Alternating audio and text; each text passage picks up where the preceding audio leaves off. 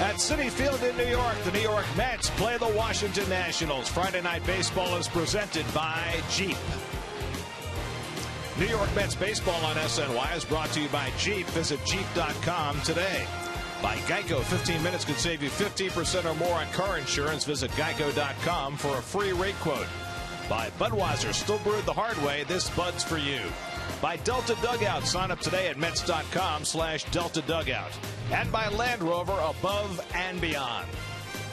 And a pleasant good evening, everybody, and welcome to Citi Field. Gary Cohen, Ron Darling, Keith Hernandez with you tonight as the Mets open a big weekend series against the first-place Washington Nationals. The trading deadline passed at 4 o'clock this afternoon, and moments before the deadline, the Mets picked up the big bat they were looking for, acquiring outfielder Yoenis Cespedes from the Detroit Tigers for minor league pitchers Michael Fulmer and Luis Cessa. And, Keith, this is a big acquisition for the Mets batting order. It is a huge acquisition, and I think what's most important, you can look at his numbers. Their fourth year in the big leagues, the 29-year-old Cuban, 18 home runs this year, 8 in the month of July, so he's coming red hot. Drove in 100 runs last year, on a pace this year to drive in another 100. But more importantly, Gary, he gives you a right-handed bat. I thought it was important for the Mets to get a right-handed bat.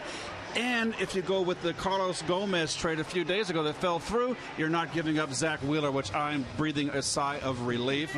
I like Wheeler a lot. So this is very, very huge. There's so many options now for Terry Collins in his lineup. Well, he's a rental player. He's got a very unusual contract that makes him a free agent at the end of this season. But at the end of the day, this week, Sandy Alderson gave up 5 minor league pitchers and brought back a lot of talent. Considering what's happened the last 24 hours, it's unbelievable that you've got to be so happy with the moves that Alderson has made. He's brought in Juan Uribe and Kelly Johnson from the Braves, both professional players, great for the ball club, on the field or on the bench. Tyler Clippard, who they definitely need, especially losing Mejia, to be in that bullpen as the 8th inning guy. And Cespedes, if you've seen him play, if you saw him in the All-Star game and the Home Run Derby, wherever you saw him, legitimate bat with legitimate power.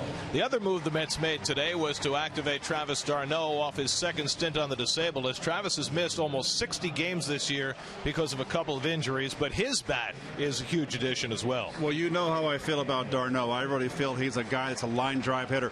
What I like most about d'Arnaud is how he's involved with his pitchers, and he brings energy to this ball club. So I think you've picked up 2 guys in Cespedes and d'Arnaud all at once in this very important series that have bring a lot of energy and focus to the ballpark. And the Mets made a critical decision in activating d'Arnaud. They kept the rookie Kevin Plawecki and sent Anthony Recker down to AAA. You know, I feel bad for Anthony Recker, but this is the right decision. Plawecki's developed a real good rapport with a lot of the young pitchers. I'm glad he stayed up here because d'Arnaud is not going to be a 6 days out of 7-day catcher. Well, the Mets won't get Cespedes until tomorrow, but they have a big series starting tonight against the Washington Nationals at Citi Field. 3 games behind with a 3-game series getting started tonight. Mets and Nats, all the action coming up on SNY.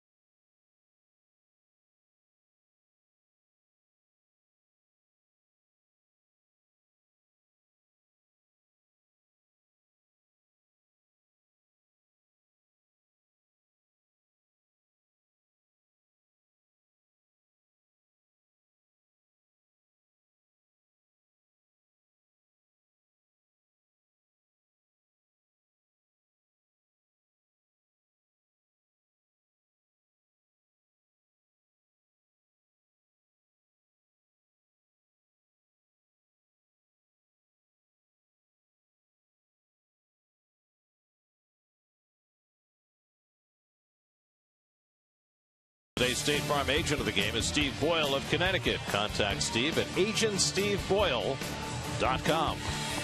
By Mazda, driving matters. And by DraftKings, the official daily fantasy partner of the New York Mets. The Mets and Hanes Celestial annual food drive at Citi Field continues at tomorrow's game to benefit the River Fund NY. Fans that donate 10 or more non-perishable items at the gates tomorrow will receive a voucher for one pair of Mets tickets to a select home game in 2015. For more information, go to Mets.com/food drive. Matt Harvey on the mound for the Mets tonight. Comes off a stellar performance against the Dodgers in which he got an enormous amount of run support. Run support, also 16 swing and misses. His slider was back. That is the key. That is the pitch in 2013 that really started the ball rolling. Gio Gonzalez has been pitching wonderfully of late, especially against the Mets. 9-4 against the Mets in his career, and at Citi Field, 6-1 with a 1.66. Gio loves pitching against the Stems. He was under the weather in his last start against the Pirates, feeling well tonight. Mets getting a big series going against the Nats. First pitch is coming right up. The Stems?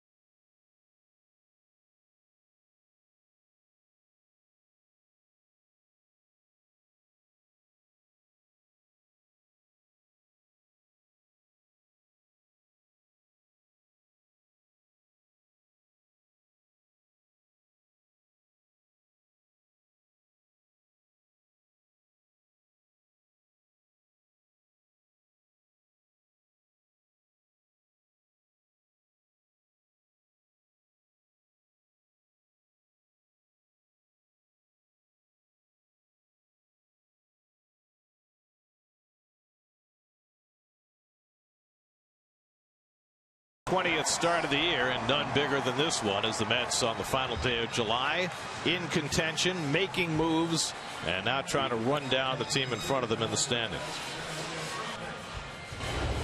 National starting lineup looking very different than the one that Harvey faced a week and a half ago, with Anthony Rendon, Jason Worth, and Ryan Zimmerman all back from the disabled list. Worth and Zimmerman now bracketing the red-hot Bryce Harper in that Nationals lineup that looks a whole lot more formidable.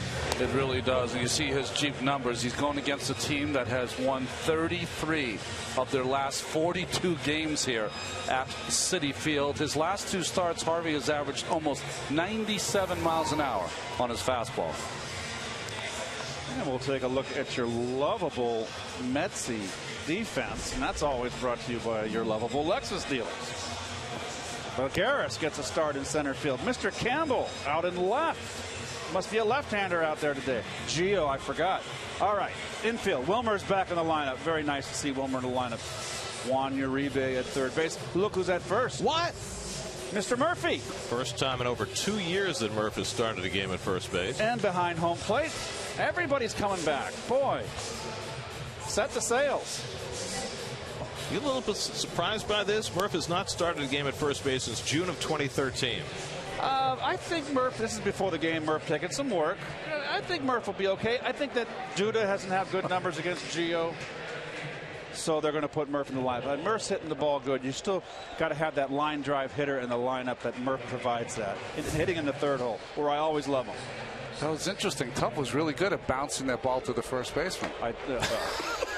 Oh, you're bad. No, we're only having fun. Just so bad. Anthony Rendon will lead things off. Rendon came back Saturday from a quad injury. 5 games since he returned, just 3 for 16, so just getting his feet wet. Guy who finished 5th in the MVP balloting in the National League last year. Harvey set to go. And the first pitch of this weekend series is bounced down to third. One big hop for Juan Uribe. And a high throw. Murph able to make the tag on Rendon. And that's how this ball game begins. So Murph gets involved in the action around first base precipitously. Well, Murph, nicely done. Easy routine play. The ball's high. You can come off the bag like an old pro. Very nicely done. Like he'd been doing it every day. That's the way you taught him, right, Keith? Yeah, that's right. A couple of years ago when I weighed around 35 pounds more than I am right now. You had those Bob Cousy shorts on out there. God. Thought you would go there. Making behind the back feeds. I was mortified from the back page of the Post. Here's Yunel Escobar. And with all the injuries that the Nats have suffered this year, Bryce Harper's having the best year, but Yunel Escobar may be having the most important year for Matt Williams. Escobar 7th in the National League in batting at .314. And the breaking ball hit sharply, and a great diving stop by Flores, and he throws him out. Oh, wow. There you go. Beautiful. I mean, that is laying out right there. That's a fine play. And a standing ovation for Wilmer Flores, who won the hearts of Met fans everywhere with what transpired here a couple of nights ago. And he is getting as rousing an ovation from this crowd as any Met has got all season. Very nice. Very, very nice. And you saw him that dive, too. His mug got rubbed into the grass. It was just a beautiful play. So 3 pitches and a lot of excitement already behind Matt Harvey. And now Jason Worth. Worth just back from a broken wrist that kept him out for 2 months. 2 for 9 since his return. This will be his 4th game back. And he's always been a guy that's been trouble for the Mets. And Harvey behind him 2-0. Knows how to play the game. Smart player, good base runner, good outfielder, accurate arm, clutch hitter. Hasn't been a good year for him this year when he's been in the lineup. He's hitting just .209, only 110 at bats. And Harvey gets a strike 2-1. 2 starts ago, Harvey came out throwing 100 miles an hour and wasn't even close with any of his control. Today, much more controlled, throwing the ball between 94 and 96, trying to hit the corners. Bryce Harper would be next. And the curveball just missed. And it's 3-1. Well, you would think with Worth up and the year Harper has, if I'm pitching, you got to challenge Worth just off the DL. And he gets the fastball and swings through it. 3-2. Serious gas. Jason Worth now 36 years old.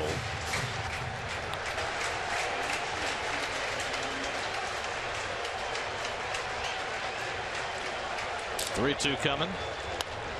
And he fouls it away.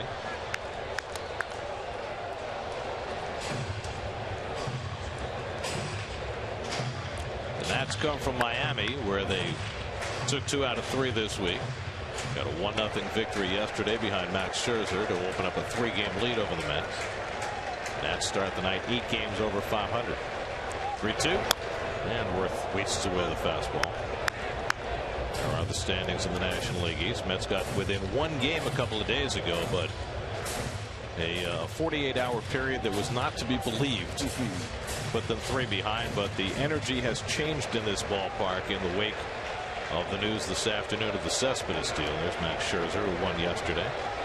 3-2 coming. And again, Worth able to foul off the curveball this time. Question for you, Ron. Yeah. At the All-Star break, when the Mets decided with their rotation coming out of the break, did they look this far ahead to get the big 3 to come into this series? Absolutely. Absolutely. In both series. Both series, there and here. 9th pitch of the at-bat from Harvey to Worth. Got him looking. Side retired. Matt Harvey pitches a 1-2-3 inning with some help from the very popular Romer Flores.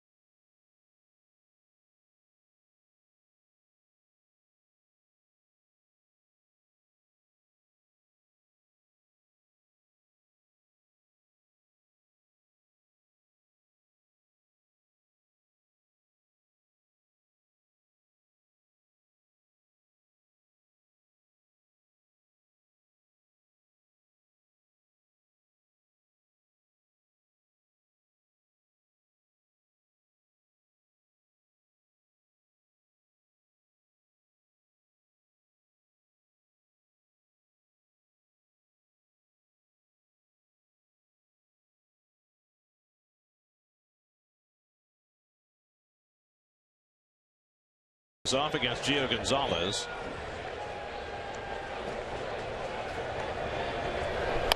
And that was the first pitch, foul, 0-1. Let's check out the Mets.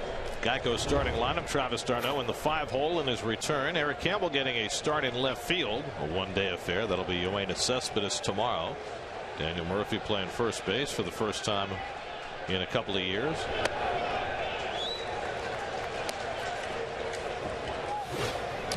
Those are the Toyota numbers for Gio. I told you he's 9-4 against the Mets in his career, 6-1 here at Citi Field. 88 big league wins for Gio.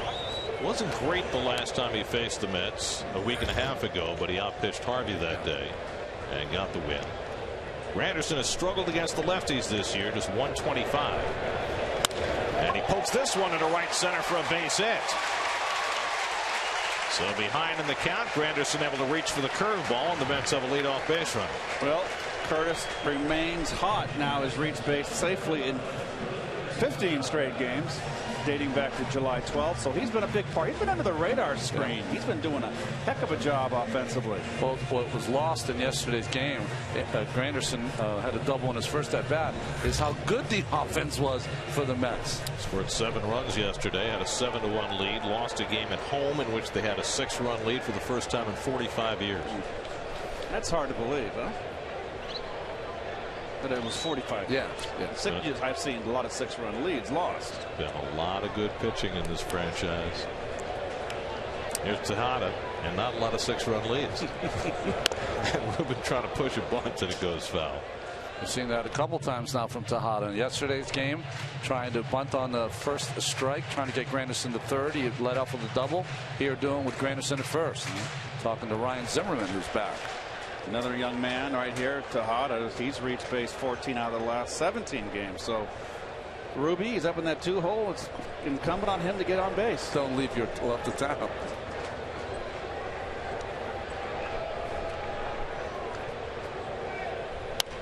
Tejada trying to go to right field and fouls off the changeup. 0-2. Daniel Murphy hitting third in the order, waiting on deck. Let's have just 2 left-handed bats in the lineup against Gio Gonzalez tonight. Granderson, who's already at a base hit, and Murphy, who has great career numbers against Gio. You see Tejada's recent numbers. He's hitting .240 against lefties this year.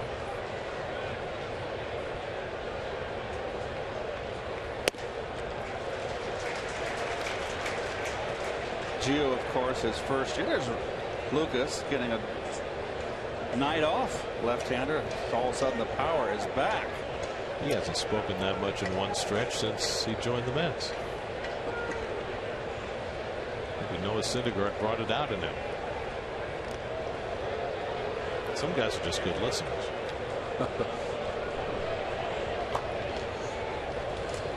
Granderson's been a little frisky around the bases lately. Got caught stealing night before last. 9 steals on the year in 12 tries. Check swing. One of the subjects of conversation in the wake of the Cespedes steal has been how the Mets will ultimately configure their outfield once Michael Cuddyer is back from the disabled list, and what it might require is Granderson playing some center field, which he has not done regularly in a long time. So there's no chance of Cespedes, who started his rookie year 48 games for Oakland in center field, 9 games last year for Oakland in center field. No chance of he going to center field. Granderson staying where he's at. Well, I think at this point in the season, where every game is going to be important, comes down. This is the stretch run now. Basically, we're is it August? No, it's 31st. So we're the last day of July. I think they'll keep him in left field and work him out in center, get him familiar with this ballpark, and I think he's going to wind up playing center. Well, you have plenty of time. I mean, Cuddyer has not even started playing rehab games yet. That'll probably happen next week. There goes Granderson. Tejada strikes out. Lobaton's throw is perfect. Strike him out, throw him out, double play. Rendon puts down the tag. 2-4 on the caught stealing. I like the aggressiveness here. Ruben goes after a high fastball, gets it a good pitch for Lobaton to throw, and right on the money. Good tag by Rendon. Lobaton is in there. We're so used to seeing Wilson Ramos catch against the Mets, but Lobaton is Gio Gonzalez's personal caddy. He's the one that catches Gio. So just like that, 2 out and nobody on. And now Murphy. Mentioned Murphy's career numbers against Gio Gonzalez, 8 for 23. That's a .348 average. And getting to know Jerry Meals. Well, he thought that pitch was outside. I did too.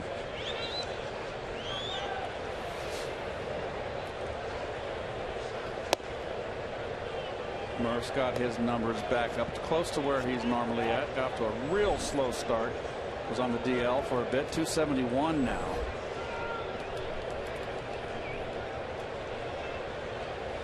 I've always liked Murph in the 3-hole, and I would love to keep him there and put Cespedes. As you see the numbers against Gio, put Cespedes in the cleanup and Duda in the 5th hole. You go left, right, left. I like that with power.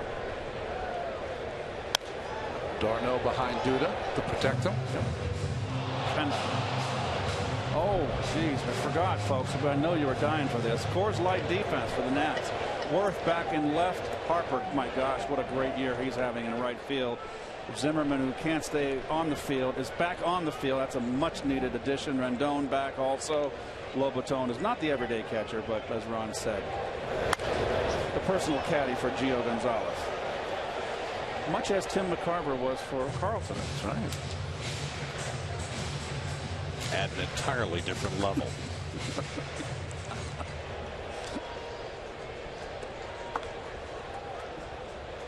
Gio was not having a great year till recently, but the last 5 starts 4-0, 1.45 ERA. So he's really hit his stride. 2-2 to Murph, and he fouls off the fastball. That was a good swing by Murph. He was right on it. I remember one time I hit a home run off of Carlton in the inside fastball, Ronnie. I came up the next time and McCarver goes, "Now, Keith, they're telling me you're peeking."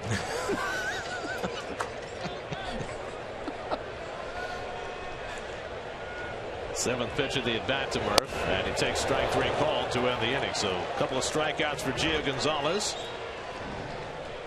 and we have no score after 1.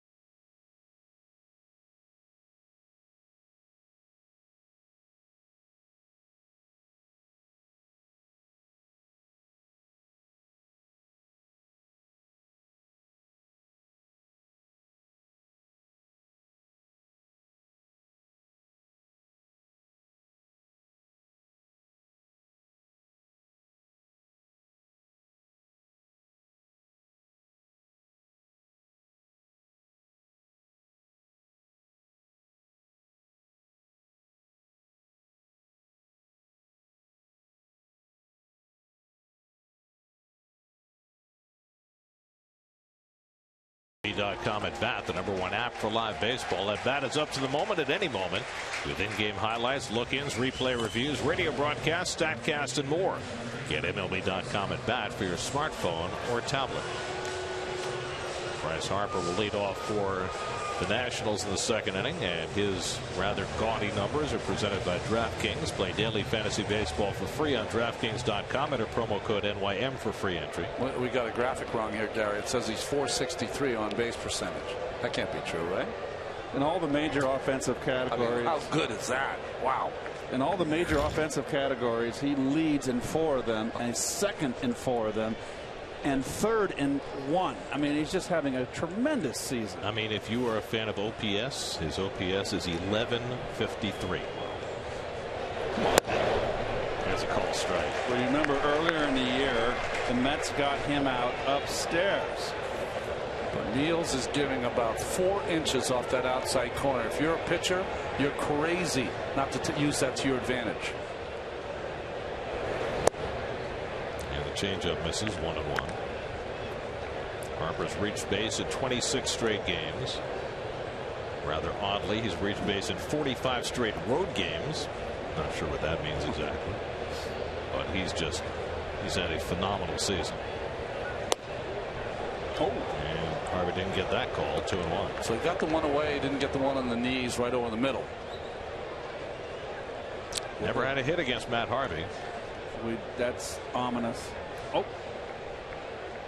Batman doesn't have a beard. In the air to left center.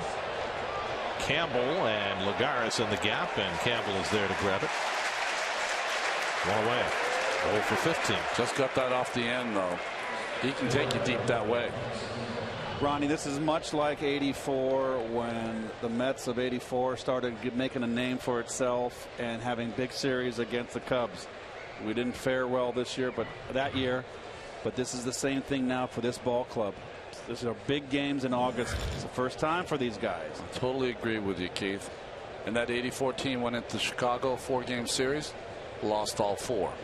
So chance for this team to turn it around and show this ball club, the Nationals, that we're going to be on your heels or in front all season long. Got the big 3 up against them. It's incumbent on them to really throw their A game at this lineup. Ryan Zimmerman just back from a bout of plantar fasciitis that kept him on the disabled list. 3 games back. He's 4 for 11. He hit a home run yesterday in a 1-0 win. Such a mercurial kind of injury. It can creep back on you any time.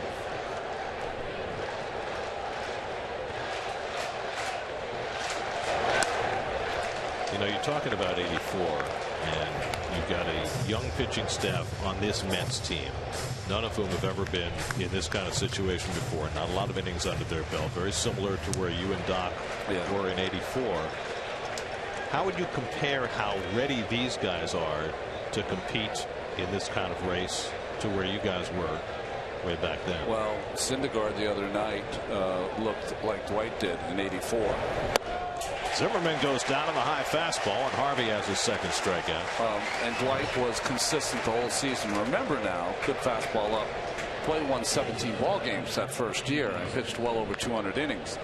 But all 3 of these guys, Harvey, DeGrom, and Syndergaard, way ahead of any place I was my rookie season. I mean, they are just lights out right now. Here's Ian Desmond, who's come to life the last 10 days.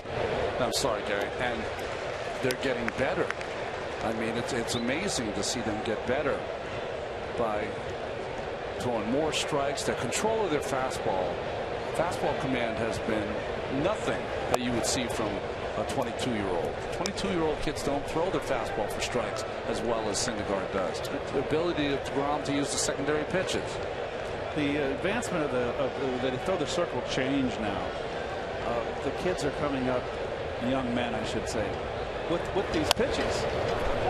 Scalded foul, 1-2. Nice job by Tony Tarasco. Syndergaard's got a good circle change, and you would think a guy like him would just be a raw thrower, blower, and no, he's got tremendous command. Remember, we had you, Doc, Walt Terrell, and Torres started in rotation. This is a much better starting 5 than we had. Much better in 84. 1-2 to Desmond. Strike 3 call. 97 on the black. Back-to-back strikeouts for Harvey to finish the second. 3 strikeouts and 2 perfect innings for Matt. No score at Citi Field.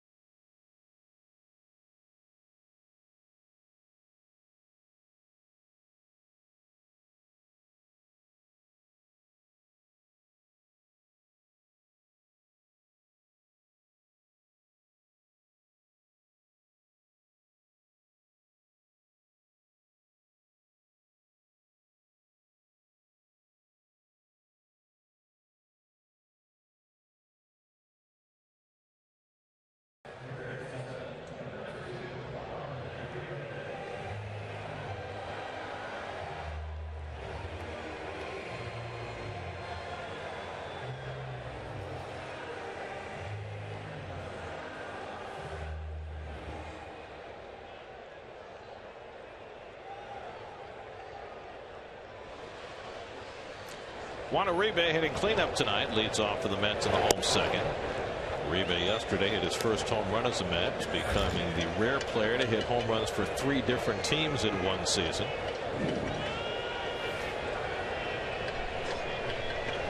In fact, he was the first since Adam LaRoche in 2009 to hit homers for 3 teams. LaRoche did it for the Pirates, the Red Sox, and the Braves.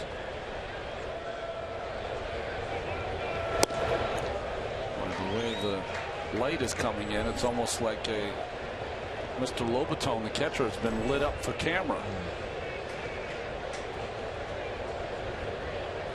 Definitely looks ready for his close-up, Mr. DeMille. And Gio falls behind on Uribe 3-1. Uribe hit cleanup tonight, 3rd time this year he's batted cleanup. He had 2 games hitting in the 4-hole for the Dodgers back in May.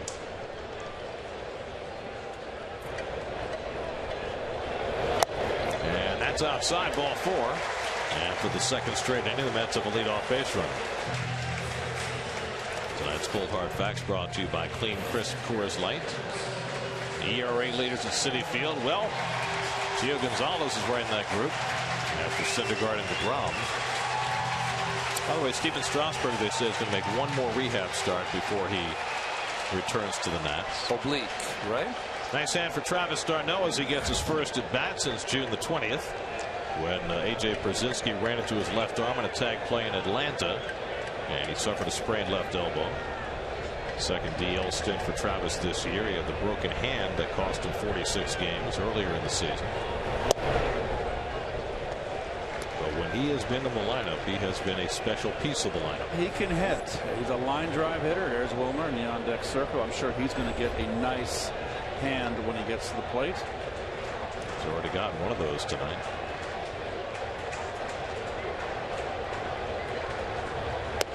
Oh boy. And Lobaton's going to take a visit to the mound. You know, you mentioned Flores and the hand he got earlier and going to get another one. And of course, he was in limbo the other night, but so was Zach Wheeler. And I don't know if you heard about this, but Sandy Alderson mentioned it today that after Wednesday night, he got a call from Zach Wheeler asking him not to trade him. I don't think I've ever heard of that happening before. I once asked Frank Cashin to trade me. Like I went in and said, come on, get me out of here. I'm not pitching. You know I belong someplace else. He didn't listen to me either. d'Arnaud gets one in the air to deep left field, but Worth should have room at the edge of the track and pulls it in for the out. Just a little. Making a bid on his first at bat back from the DL. Little quick. Little quick.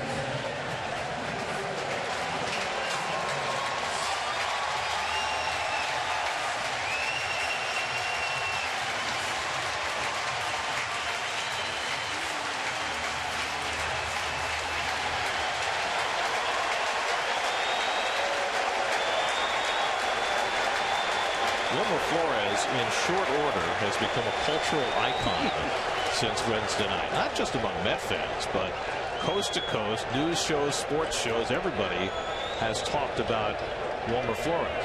At the day off yesterday, back in the lineup tonight. There's only one thing that I can relate to what's happening right now with Flores getting the second standing ovation of this game.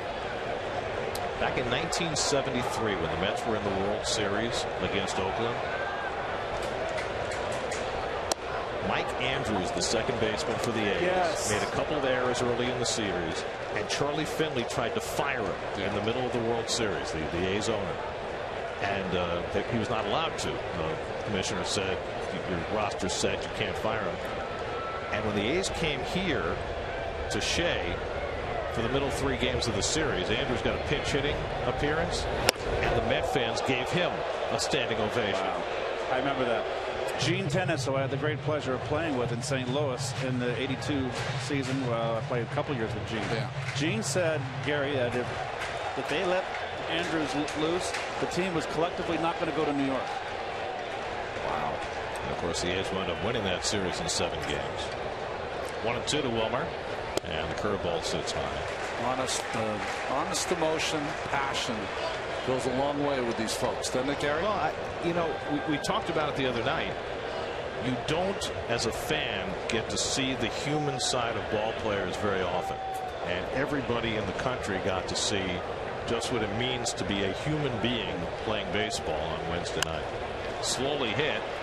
Moving in is Escobar to make the barehand play, and throws him out. Boy, Escobar's played a great third base this year, and that's another nice play for him. That's a very risky play. He had time to field this. That ball was hit hard enough for him to get it off the glove. Very risky. But 5-3 on your scorecard. You just would be appalled if he didn't make that play when it's an easy play with your glove. An important game like this, first game of a series. Whenever you play a big series, big 3-game series, the first game is always the one you want to take. So now Juan Lagares sitting 7th in the order with Uribe at 2nd and 2 out. Lagares has great numbers against Gio Gonzalez, 10 for 22, including a home run.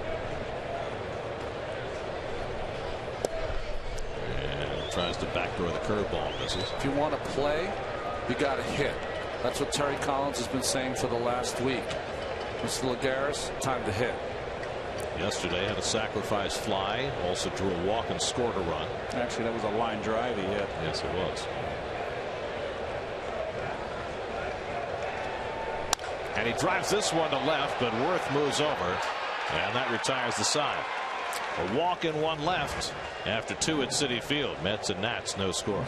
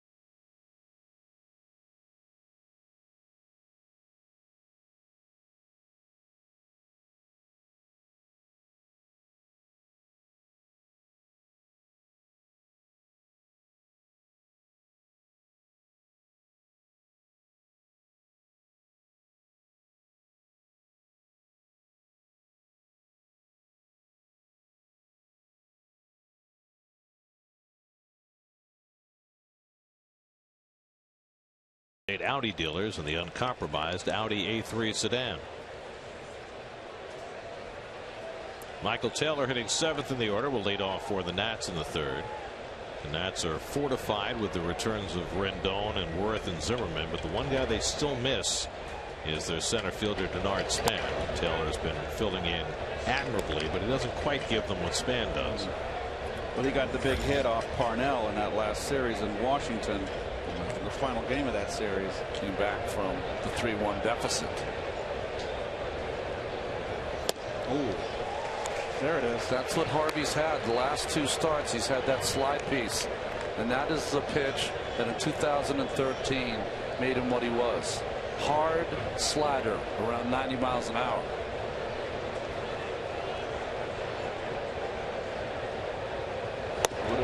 It was interesting talking a few weeks ago, excuse me, Keith, with John Smoltz about his return from Tommy John and how he talked about the slider being the most difficult pitch to regain. Well, in fact, not only did he to regain it, he never threw that same slider again. He had to develop another pitch, a breaking ball. With John, fresh back from Cooperstown. Congratulations to him. So he told me a story.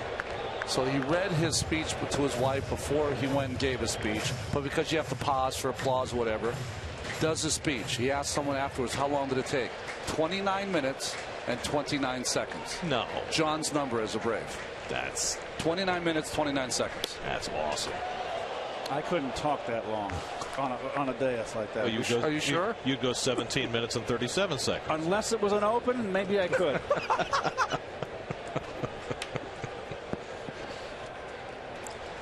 Wrap it up. 2-2 coming.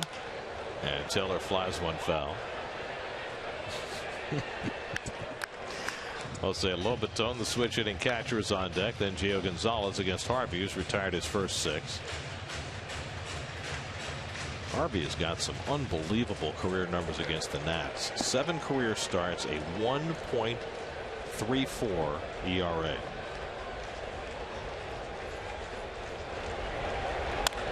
Lines it, caught! Uribe with a snag, 1 man down. Oh, leadoff double written all over that one. Viejo can still get up. 36 years old. Nicely done. It was so much fun to watch. His ready position was on the balls of his feet, ready to go either way, and this way he had to go up. Well, the Mets have used their webbing early in this game. First Flores and now Uribe. Here's Jose Lobaton hitting .202. A better left-hand hitter than right. And Harvey blows a fastball by him. Remember when Harvey faced Gio in Washington? Michael Taylor made an unbelievable play. Yunel Escobar had 2 early great plays. Jose Lobaton with a great play behind the plate on a pop-up. They made the defensive plays in that game.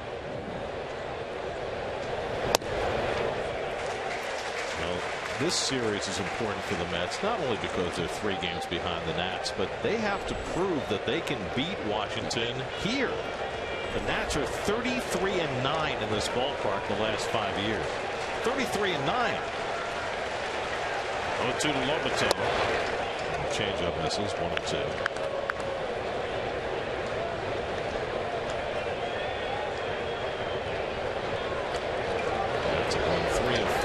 So far this season.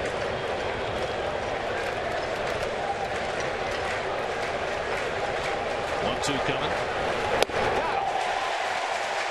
Blew the fastball right by Lobaton. 8 batters, 4 strikeouts for Matt Harvey.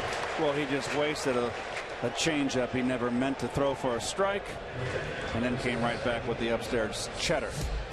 During tonight's game, you can get interactive with SNY Game Day on SNY.TV, featuring pitch-by-pitch coverage, player cards, and in-depth stats. Check out SNY Game Day on SNY.TV, your online home of all things New York sports. Now, Gio Gonzalez, 2 for 23 this year.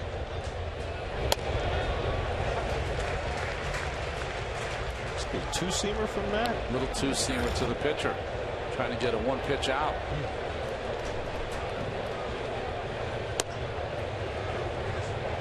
I just love the way Matt is throwing. His motion, Ronnie. When he first came up, remember, he had that late jerk, all that stress on the body and the arm. Now it's just a fluid motion, and still bringing it up there in the high 90s. He had a stretch of 3 straight starts where he did not have his best control. Walked 13 batters in those 3 starts, but then seemed to figure that out his last start against the Dodgers. Well, it's interesting. Under 4 days rest, 5 days rest, not as much rest, pitching only once a week. He is now starting to get better on a routine. Gio goes down on the fastball. 9 up and 9 down to start the night for Matt Harvey with 5 strikeouts. Exactly the beginning he needed.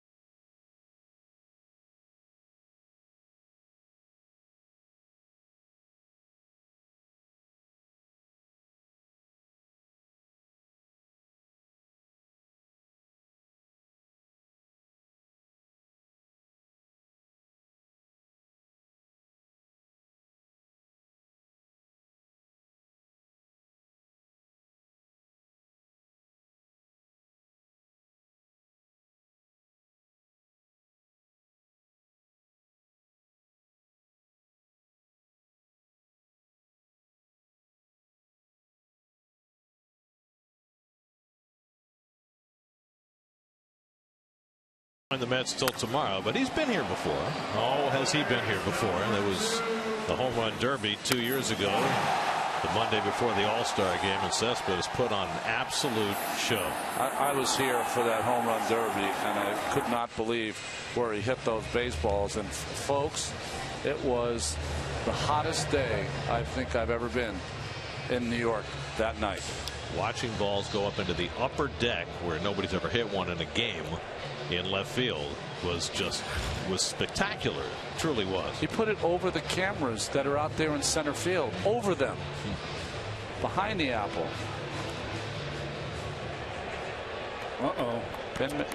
Penman. It's Irish heritage night. It is Irish heritage. Yep, they did have the Irish, the Celtic step dancers were out there. Yes. Eric Campbell playing left field tonight.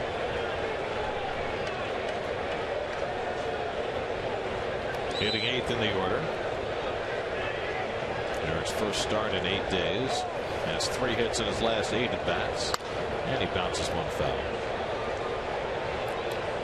8-9-1 in the Mets order. Campbell, Harvey, and Granderson in the third against Gio Gonzalez. Harvey's got some history on the line here tonight. RBI wise, right? He's been the run producer at the bottom of the order.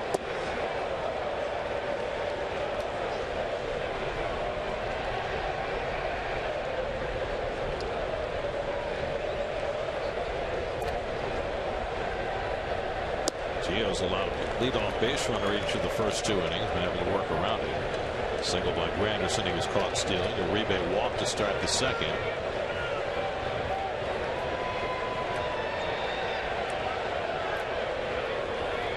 And Campbell takes a strike, 2-2.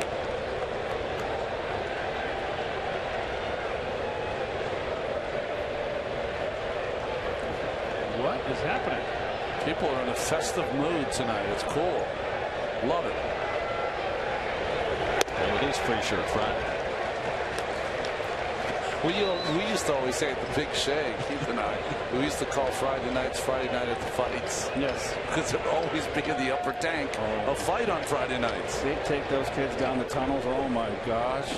3-2 to Campbell, and he lifts one to shallow right. And Harper there to squeeze it, one away. Everyone's more civilized now. I just remember Friday nights when you guys in the mid 80s were playing were usually Doc's night. Yeah. Right? He would pitch, there'd be 50,000 people, and people just went nuts. No, you'd be around the city. I don't know if you remember this, Keith. You'd be at the city, and people would be, I got my tickets. I'm going to watch Doc tonight. No doubt. He electrified the New York metropolitan area, that's for sure. The tri-state area. He electrified it. When we mentioned Harvey's recent RBI prowess, he's driven in 2 runs in 3 consecutive games, which no pitcher had done since Andy Messersmith in 1976. And has the misfortune of batting here with nobody on. I never saw Andy Messersmith pitch, but I know from Keith that he had a big league changeup. He sure did. And when he was with the Dodgers, he still had good years. When he went to the Braves, he was on the backside, but his best years were with the Angels. And of course, these very rich ball players have Andy Messersmith and Dave McNally and Curt Flood to thank for being the guys who put themselves on the line to create the free agency system that exists today. I believe Andy was a Cal Berkeley grad. Alumni. Messersmith and McNally played out their options, went without a contract for a year to challenge the reserve clause system, which bound players to one team for life. And it was took some guts. That act of courage that eventually led to free agency as we know it. 2-2 to Harvey, and Gio just misses low, 3-2. Of course, Curt Flood had made the earlier bid to try and get out of his contract, and he was traded from the Cardinals to the Phillies. That wound up in the Supreme Court. He lost, but that was an even greater act of courage because it cost him his career. Harvey strikes out, 3rd of the night for Gio Gonzalez. I remember Marvin Miller, fastball away here and down. Good pitch by Gio. Marvin Miller's biggest fear, you talked about Charlie Finley earlier, was Charlie Finley said they want to be free agents. Okay, great. Make them a free agent every year. Yep. And Marvin was so afraid because that would glut the market. Right. Too many players out there. Right. If everybody's a free agent, then all the prices would go down. But the scarcity of free agency after 6 years created the gold rush. Marvin Miller was an absolute genius. Curtis Granderson takes a breaking ball outside, and you know, back in those years, back in the late 60s and 70s that we're talking about, all the owners predicted the demise of the game if players ever became free agents, and of course the game became healthier than ever. 1-1 to Granderson. Why Marvin Miller is not in the Hall of Fame is beyond reasoning. It's puzzling. It's really puzzling. Nobody in the last 50 years had a greater impact on baseball. Nobody. I don't think it's that puzzling why he's not in the Hall of Fame. There's certain people that have a lot of power who will not allow him in the Hall of Fame. Simple as that. But the majority of the Veterans Committee is former players, isn't it? Yeah, but a lot of the older players were mad at him for the one reason that Granderson hits one to center, and Taylor should have room. When the union became strong, they couldn't give benefits to the guys that were retired, and those were the guys that originally started it, and they were very upset with Marvin on that. We played 3 at Citi Field. Mets and Nats, no score.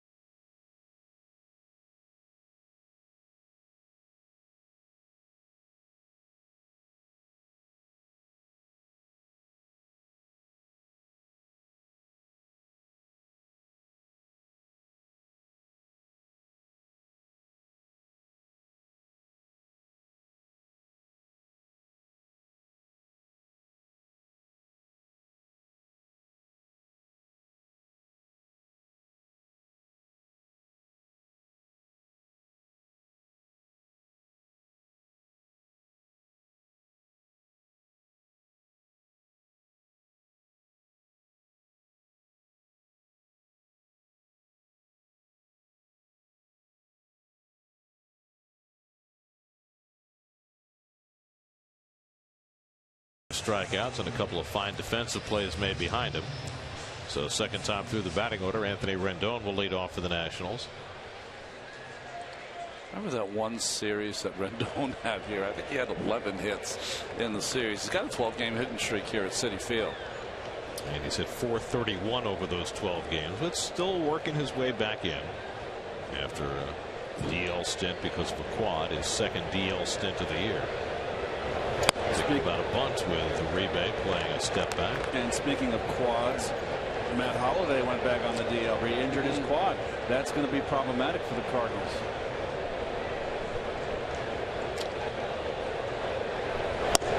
Well, they won't have Holliday, but they brought up their best outfield prospect in Stephen Piscotty. Randall Grichuk is playing like an all-star right now. Brandon Moss they acquired. And they've got pitching better than anybody. 1-2 to Rendon, and they enhanced their bullpen by picking up Jonathan Broxton in a deadline deal. That's a hit or miss with Broxton. It makes your tag football team better. Oh, they don't get in a fight. That's right. You never wanted to fight the old Pirates. They had some big guys on that team. Jeez.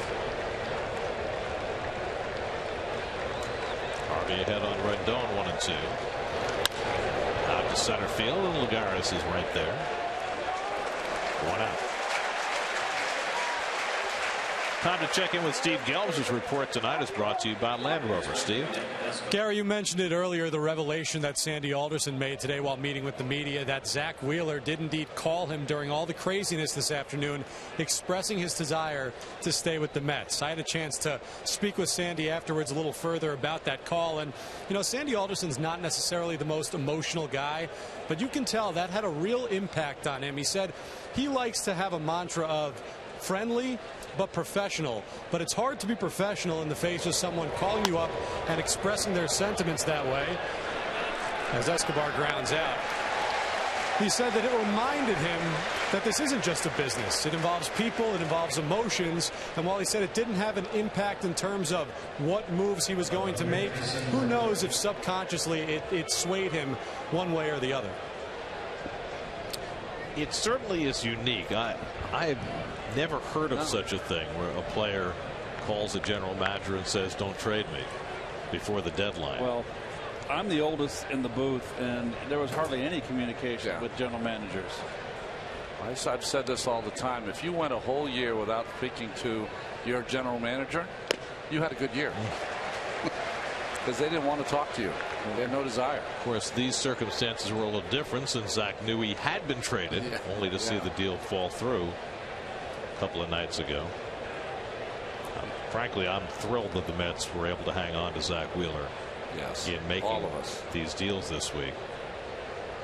And as it turns out, you know, the offensive player they got is better than the offensive player than they were going to get. Now, you know, Gomez brings a lot of other dimensions, but Cespedes is that big bat that Terry Collins has been waiting for.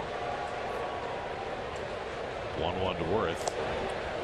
I mean, I know Gomez wound up in Houston. We should add that for folks who don't know. With Mike Fiers, the good talented right-handed starter, who's under contractual control for the Astros for a few more seasons. Terrific deal. Worth takes one on the corner at the knees, 2-2. Sorry, Gary, I was interrupting you. I knew Cespedes was having a good year. I didn't know how good of a year he was having. 18 bombs, 28 doubles, 48 extra base hits to go along with those 61 ribbies. 2-2 to Jason Worth. And he pokes one out to right. Granderson coming on, sliding to make the catch. Mets are playing some defense tonight behind Matt Harvey. Granderson the latest. 12 up and 12 down for Harvey. No score.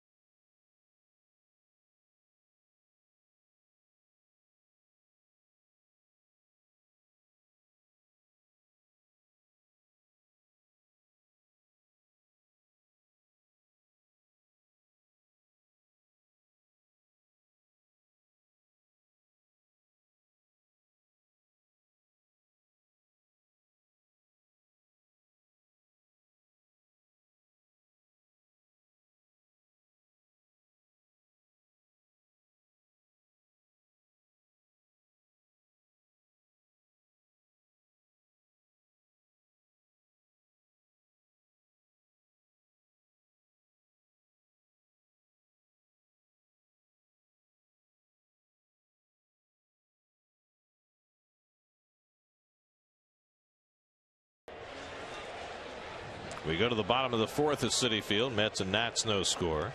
Curtis Granderson led off the first inning with a base hit for the Mets, and that's the only hit for either side.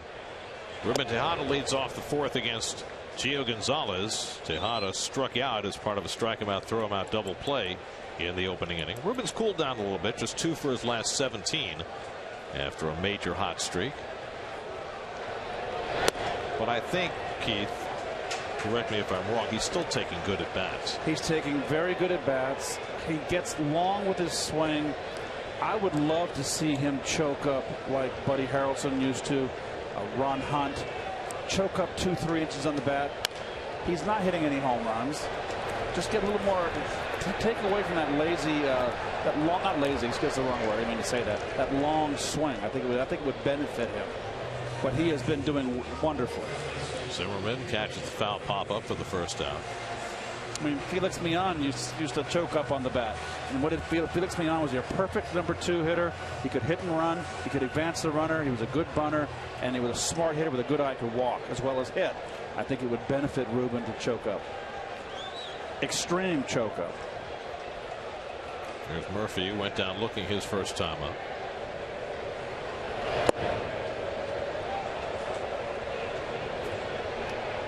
You know, when you talk about choking up in baseball, success breeds imitation.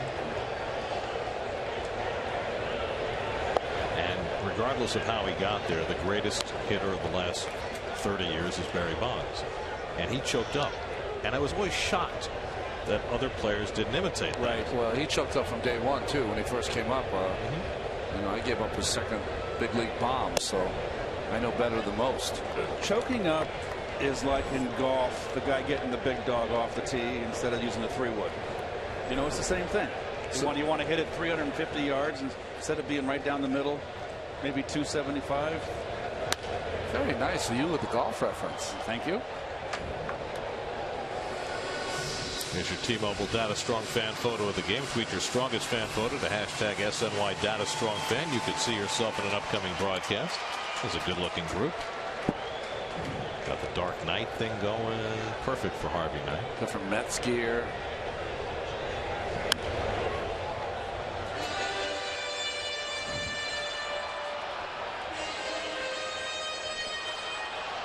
So what Murph likes to do with the umpires, you hear it a lot with hitters, likes to ask them, was that a strike after they swing at the pitch? Was that a strike? He's politicking. He should be ambassador over to Moscow right now. I didn't know he spoke Russian.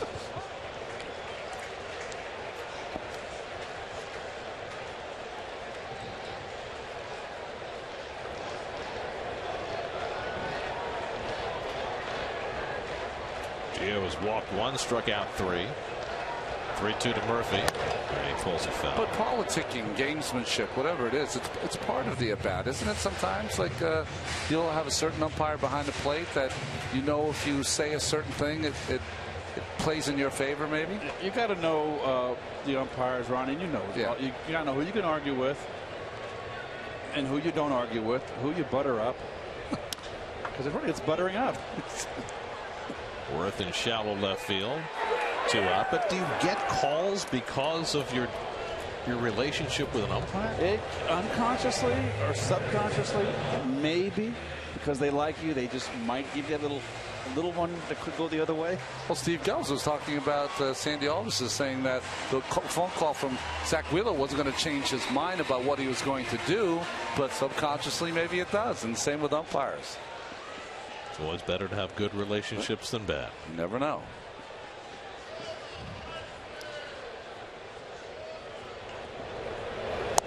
Juan Uribe walked his first time up. Uribe playing his 5th game as a Met. 4 for 11 with a home run yesterday. A walk-off hit his first game. So he's already had an impact. 2-0 to Juan.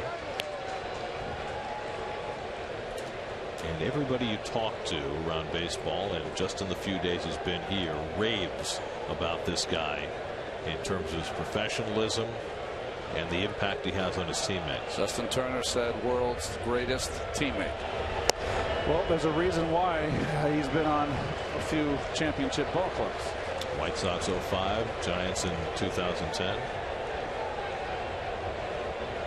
pattern would be 2015 would be his next, right? Yes. There's ball 4, and Uribe walked for a second time. Only 2 walks Gio Gonzalez has given up tonight. He'd retired 8 in a row between the 2 walks.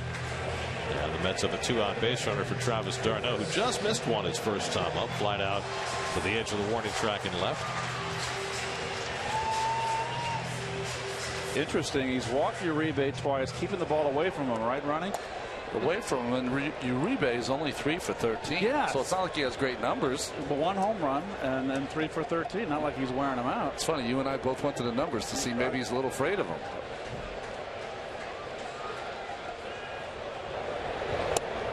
Good curveball to d'Arnaud. Good one too. Good spot.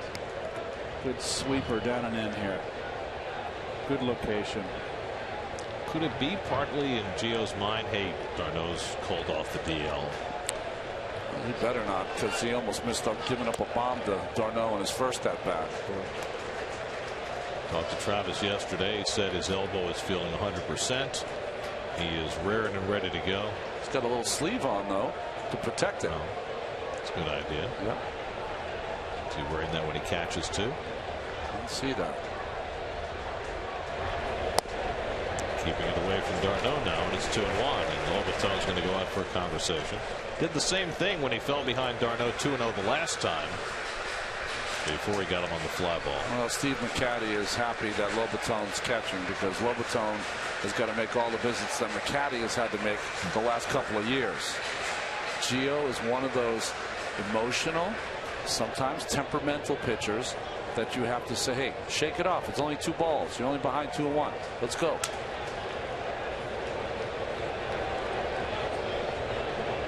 2-1 to d'Arnaud. And that skips into Lobaton. Change up from Gio, and it's 3-1. You know, Sid Fernandez used to be a lot like that for the Mets. He's very emotional. He'd get very frustrated and angry with himself. And you'd have to go out there and say, Sid, no one can hit you. Just throw it over the plate. Wilmer Flores would be next. Third straight 3-ball count for Gonzalez. And he uses the outside corner to get the second strike on d'Arnaud. Everything has been away by Gonzalez. d'Arnaud should just concentrate up the middle, right center field gap, wide open with Harper playing close to the line. Zimmerman not playing behind Uribe, will be running now with 3-2 and 2 out. A little experience, maybe a first base bag. There's that right side hole open, and it's low ball 4, so back-to-back 2-out walks. And Wilmer Flores will come up with a couple on. Sunday, will Geno Smith keep his starting quarterback job? And will the defense be able to overcome the suspension of their Pro Bowl linemen? The crew weighs in on all the questions surrounding Jets training camp with the latest straight from Florham Park on Jets Nation Inside Camp, 143 miles an hour. Sunday at 7 p.m. only on SNY. 143 miles an hour. What and what? Sheldon Richardson. Oh, wow. 143 miles an hour.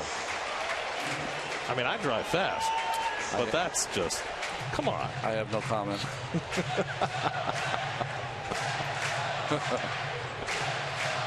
Steve McCatty out. Gio Gonzalez has thrown more balls than strikes tonight, or almost as many balls as strikes. 34 balls, 35 strikes. And folk hero Wilmer Flores will get a chance to cash in. Uribe and d'Arnaud drawing 2-out walks. Mets trying to break through in this scoreless game. There's been only one hit. That was Curtis Granderson's leadoff single in the first. Flores grounded out his first time up. He's gone 143 at bats since his last home run.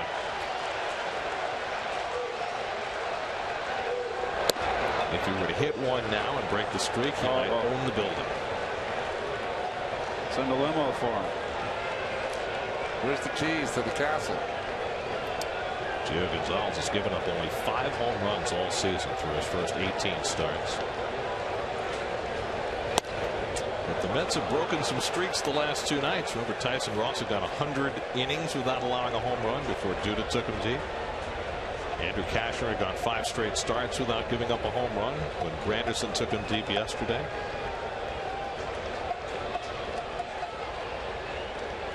0-2. By the way, Most surprising thing at the deadline, the San Diego Padres don't make a single deal. They stand pat. They say they're in the race. They're going for it.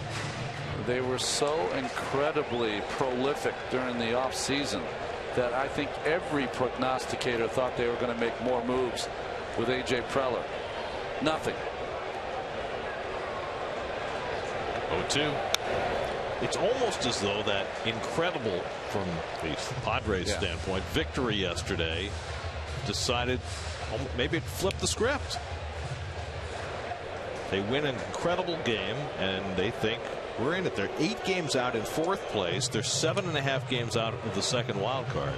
And they're losing to Miami. Lobaton out there again. I have to check their Kool-Aid they've been drinking. This is why I think, you know, with the pace of game initiatives, once an inning, twice an inning is the most you can go out there to the pitcher. I mean, after a while, it just gets ridiculous. Mike Rizzo, the Nats GM, he got a big piece in Jonathan Papelbon right before the deadline. By the way, we mentioned Gio Gonzalez, 5 home runs allowed this year. How about this group? The 5 home runs he's given up: Mark Teixeira, Joey Votto, Buster Posey, Adam Jones, Hanley Ramirez. Wow. Not a lot of flukes in that group. Flores hanging tough on 0-2. And he bounces that curveball. Nicely done by Lobaton. He'd have been 2 runners in scoring position. I love watching him catch. Wide leg stance, flips that glove over. That's not an easy play right there, let me tell you. You know, most catchers, you say you drop to your knees to block the ball, but he knew it was thrown so short that he had to stay high because that ball was going to catch him high in the body. Almost caught him in the wrong spot.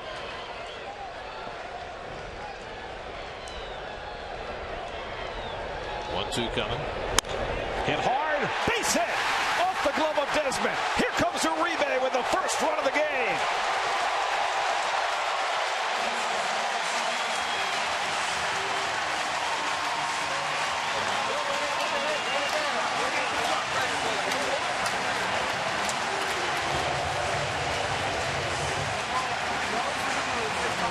It is Wilmer Flores night at Citi Field. Breaking ball, very good at bat for Wilmer. Like a phoenix rising. Gets the Mets on top. And the way Harvey's going, who knows? That could be all it takes. 2 walks, Burns the Nationals, and Gio Gonzalez. And what a turn at bat for Wilmer, behind in the count 0-2. Fouled off 3 in a row. And then hit it hard. Now Lagares. One fly to left his first time up. Well, that's now 3 standing ovations for Wilmer Flores tonight. Good. Maybe more coming.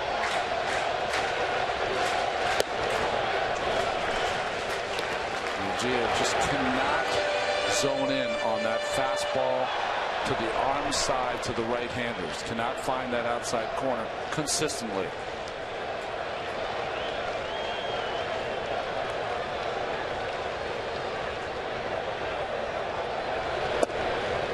This is a curveball, 2-1 to Lagares. 31 pitches already this inning for Gio. He's about to throw his 80th pitch of the night with 2 out in the 4th inning. Oh, this is very much Gio can go along like a gangbuster and then all of a sudden have an inning where he just blows up. 2-1 coming.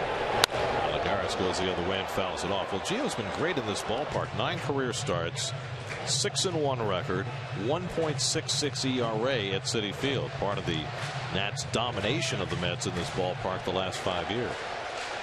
And now talking to himself, which he will do from time to time. 2 on, 2 out, 2-2 to Lagares. In tight, full count. Good pitch. Make your pitching coach get a little nervous. 4-3 ball count of the inning for Gio Gonzalez, and that'll get the runners in motion, d'Arnaud and Flores.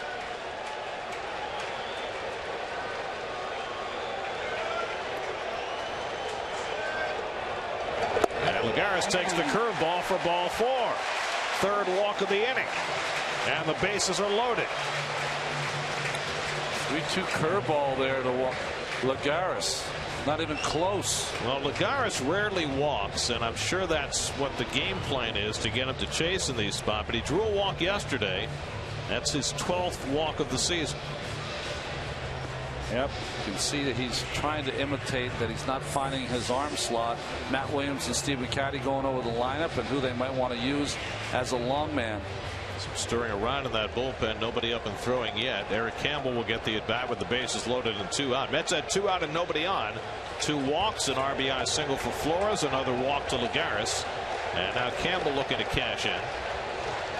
And Eric takes a high strike, 0-1.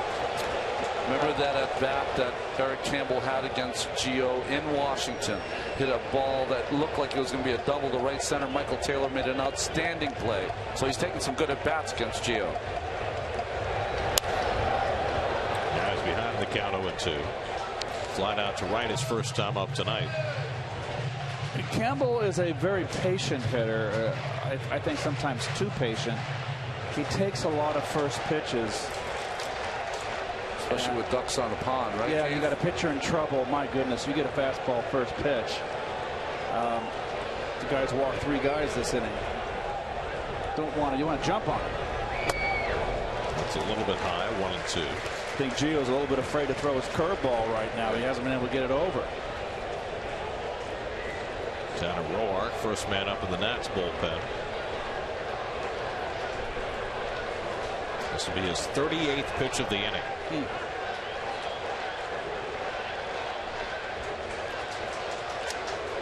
Mets as a team hitting .338 this year with the bases loaded.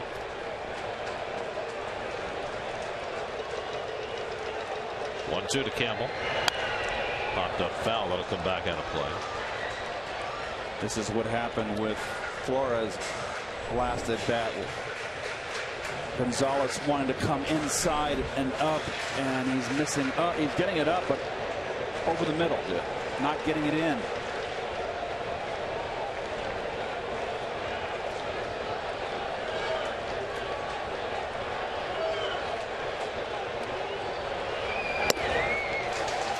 Two and two.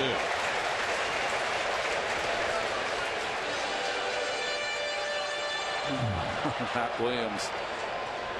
Lobaton's been out 4 times. McCatty once to see Gio. Matt Williams been up for the 2nd time to look at that lineup and mumbling to himself. Roark's not ready right now either. This will be the 40th pitch of the inning from Gio Gonzalez with the bases loaded and 2 out. 2-2 to Campbell. And he misses with a breaking ball in the dirt. And that'll set the merry-go-round in motion. Merry-go-round in motion. If you're a smart hitter, you are not going to see a curveball 3-2. He walked the last hitter on a 3-2 curveball. The cheddar is coming.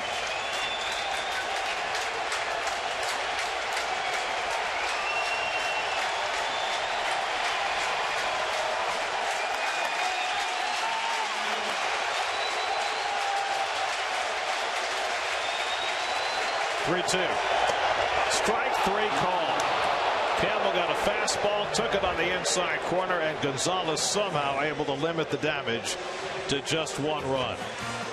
Wilmer Flores. It has been his night so far.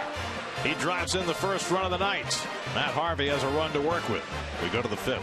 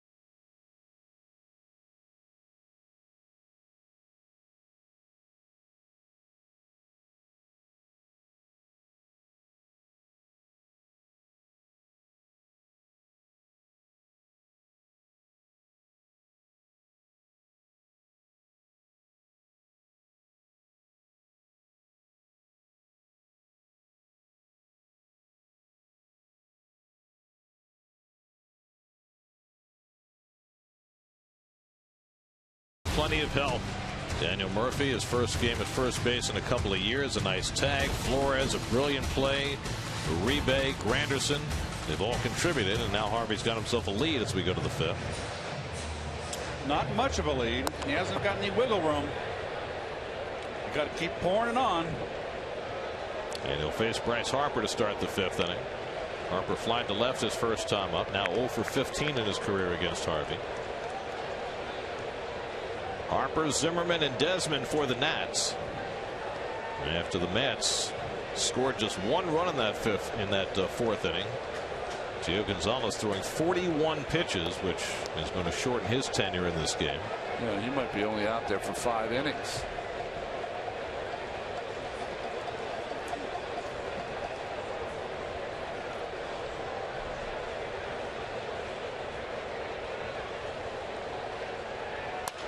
Harper fouls off the first pitch fastball. Looking at Harper's numbers, 54 extra base hits this year. Calls to mind the stat we saw earlier today, which says that among major league outfielders, only Harper and Mike Trout have more extra base hits this year than Yoenis Cespedes. Gives you an idea of the kind of hitter the Mets are getting. 48 for Yoenis. You know what's interesting is that Mike Trout has been the more consistent player, older player now, as Zimmerman on deck. But now he's starting to get to the point where Trout's the best player in the American League. Harper now the best player in the National League. In the air to center field. Lagares is right there. 1 out.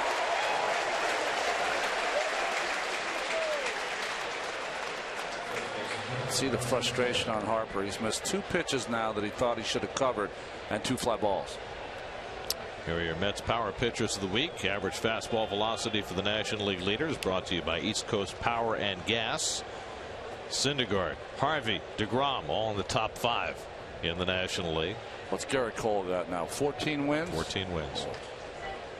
I love this one as Ryan Zimmerman takes a strike. He's the first Pirate to win 14 before the end of July since Doc Ellis in 1971.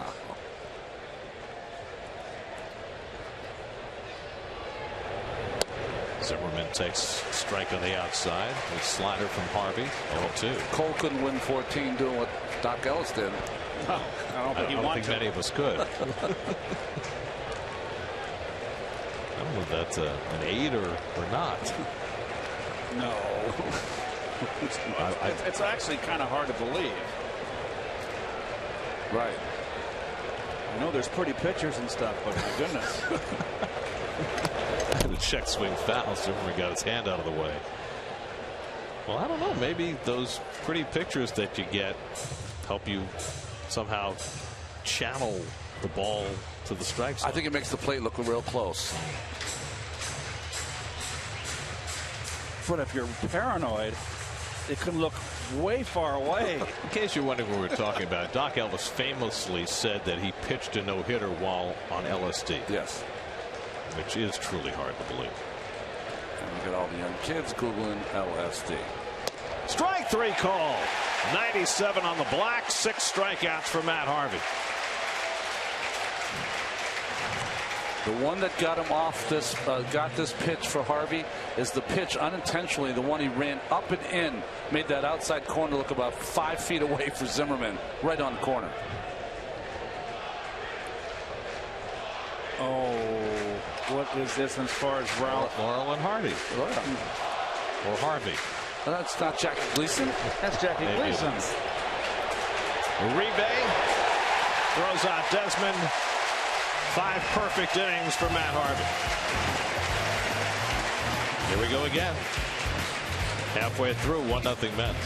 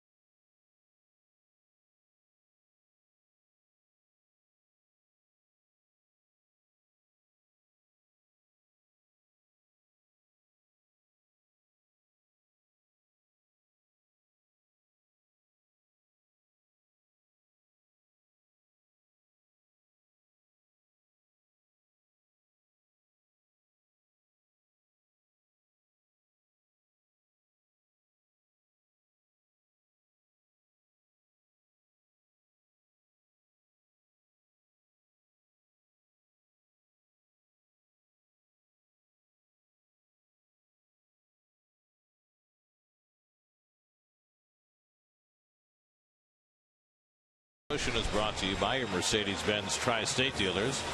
Visit them on the web at searchmercedes.com. Fifth inning recap brought to you by Chrysler.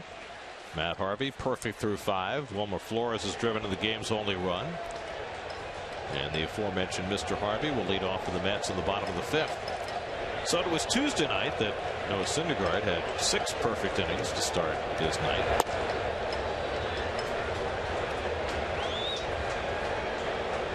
And now Harvey 15 up and 15 down in a huge game. I wish I could say I was surprised, but I'm not by these youngsters. They are undaunted. They come out to dictate the at-bats and embarrass you.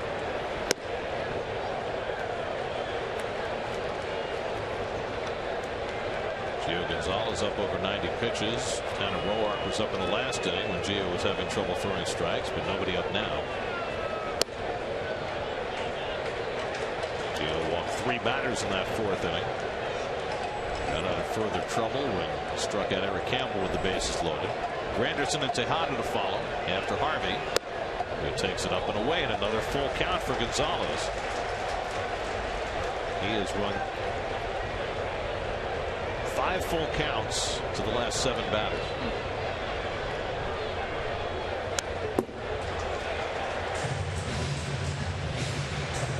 I'm surprised he keeps trying to throw the same pitch over and over. Move the ball around. Try to throw one inside. Use a breaking ball occasionally. Not here, of course, against the pitcher. Got Harvey looking at the fastball. That's 5 strikeouts now for Gio to go with his 4 walks. And Tanner Roark is back on call. 3rd time around the batting order now for Gonzalez. Curtis Granderson, who had a base hit his first time up, and then flat out to center in the 3rd, 1 for 2. Curtis has now reached base 15 straight games. On base percentage over .350 for the year. It was not plan A for Granderson to be the Mets leadoff hitter this year, but it has worked out awfully well. There's a strike.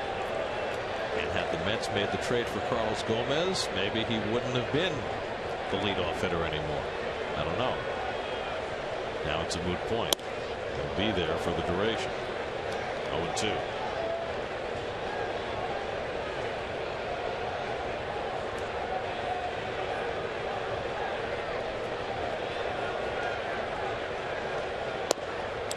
Granderson down on 3 pitches. That's 3 consecutive strikeouts now for Gonzalez, his 6th of the night. 1, 2, 3. Fastball up. Check swing by Granderson. 1 around. So 2 out and nobody on. Now Ruben Tejada, who's 0 for 2 tonight.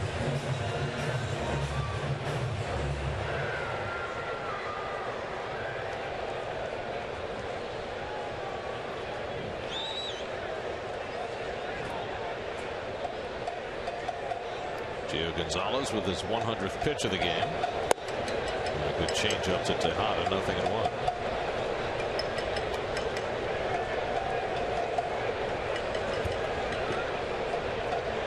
His season high pitch count is 111. He did that against the Mets back on May 2nd. Another changeup, and it's 0-2. You never hear it anymore. The cowbell man.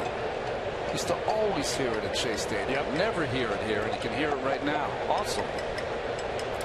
It's because we have good microphones. Okay. It's not as prominent as he was at Shea. Because the configuration of the ballpark, he has to stay behind the stands instead of being in the aisles. Yeah. He used to walk around everywhere, right? Shea, you had that walkway between the box seats and the reserved seats on each level, and he could walk around and be visible. Here you don't have that. And you had the sign man. Remember the sign man? That's Carl Earhart. 1-2 now to Hunter.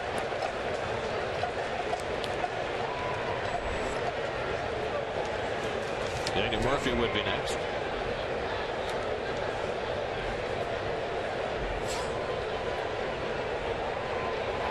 And Tejada floats one out over shortstop, and that'll fall for a base hit. So the Mets have their 3rd hit of the night. A 2-out single for Tejada. Now, see what I'm saying about if Ruben's choked up like 3 inches, you might get more barrel of the bat on the ball. Okay. You know, as Felix Mian, I said, if Wood choked up. Except in this case, it might have been F7. So he needs a swing level, that's for sure. So a 2-out base runner for Murphy, who struck out and flied out tonight against a pitcher who usually hits well. Gio gives up a line drive to deep right. It's well beyond Harper and up against the wall. Tejada to third. He's going to be held up there as the ball comes into Rendon. So Tim Teufel decided to stop Tejada at third on the long double by Daniel Murphy. And wisely so. Murph turning on a fastball, inner half. One hop the wall, bullet. Played well by Harper. Nice play by Rendon right there. And we'll see if Murph had a shot. I mean, that's Tejada. I don't think he did it. It would have had to be a misplay right here. He's out by a mile. Boy, that is a good pickup by Rendon. That's going to be all for Gio Gonzalez, so he fails to go 5. Leaves after 105 pitches in favor of Tanner Roark. Call to the bullpen brought to you by Verizon. That's a manager is sick of watching you pitch. That's right. That is.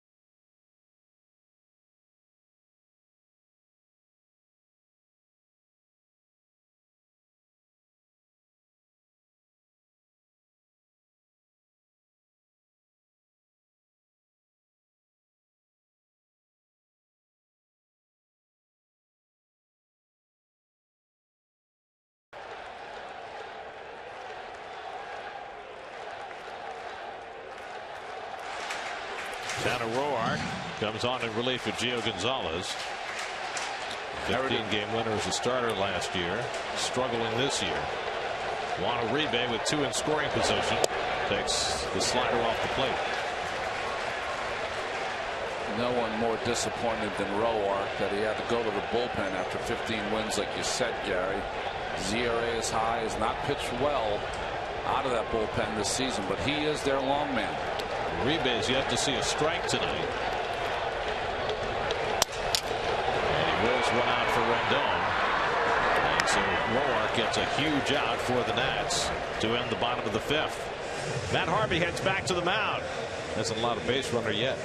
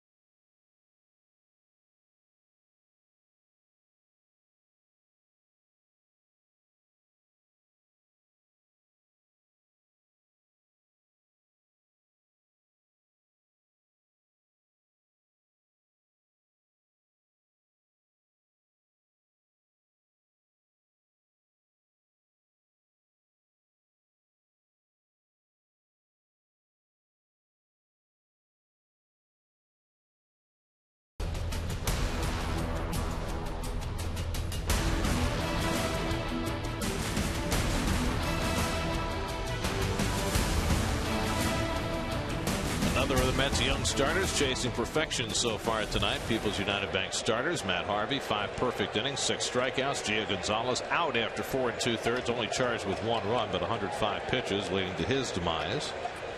Michael Taylor will lead off in the 6th inning for Washington. Lined out to Uribe, who made a leaping grab to start the 3rd, and he fouls one off his chest. 0-1. This is not the furthest Harvey's gone into a game perfect. He had a magnificent game against the White Sox 2 years ago when he went 6 2/3 perfect before he gave up his only hit of that game. An infield hit to the shortstop. And it wound up being a non-decision for him because the Mets didn't score. He went 9, allowed 1 hit, and didn't get a win. Jose Lobaton on deck. Pitcher spot behind him. Nobody up in the Nats bullpen, so it might well be Roark to bat for himself. 0-2 coming. Strike 3 call. Harvey has had that outside corner pegged all night. Well, we talked about before, Gio Gonzalez has been trying to find that corner. Harvey has had it since 7-10. 7 strikeouts for Matt. 16 up and 16 down. No, that's Jackie Gleason. It's the Honeymooners. It's from the episode called The Bensonhurst Bomber. And the character is named Harvey? Character is Harvey. He's kind of a brute. Who is the actor? Do you know? I does not say who the actor is, but it's a billiards hall setting. It's amazing you can pull that up just so easily, Keith. So what happens is that Jack and Art get on the table that they think's empty, and this meek little mouse comes in and sits at his table. Of course, Jackie blows him off because he's such a little diminutive guy. Well, he brings back his friend Harvey. Oh, so that was Harvey. Yes. So hum. Yes. That's exactly right. That's great. Well, it's kind of an obscure reference. Howie Rose knows this by heart. Yeah. He knows every Honeymooners episode. Lobaton fouls one off 1-2, but we're not quite Honeymooners literate in that fashion, so we needed Google. So thanks, Keith. You got it. Went to the iPad. Very nice. Yes, I was very curious about that. I don't remember that episode. There were only 39 episodes. And of course, that Jackie went on to play Minnesota Fats in The Hustler, with later that great movie with Paul Newman. 1-2, and Lobaton takes inside.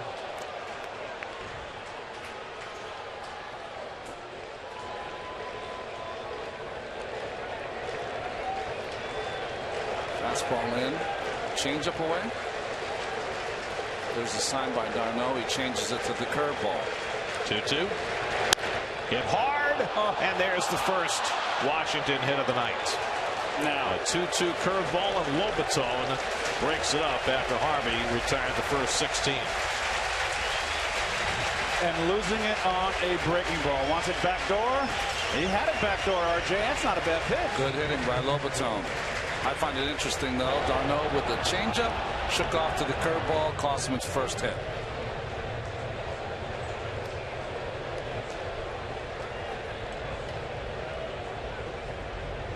This crowd is used to it after 5 or 6 innings standing up and giving a standing O. Now Roark bats for the first time in a sacrifice situation, and he fouls it off. Boy, hard charging by both Uribe and Murphy. When you charge as an infielder, correct me if I'm wrong, Keith, you want to charge hard, but you want to charge subtly. You don't want to be so far in the pitcher's face that you make him swing the bat and with you out of position. And you don't want to be charging out of control. By the way, Roark can also swing the bat a little bit, so you have to be a little bit cautious.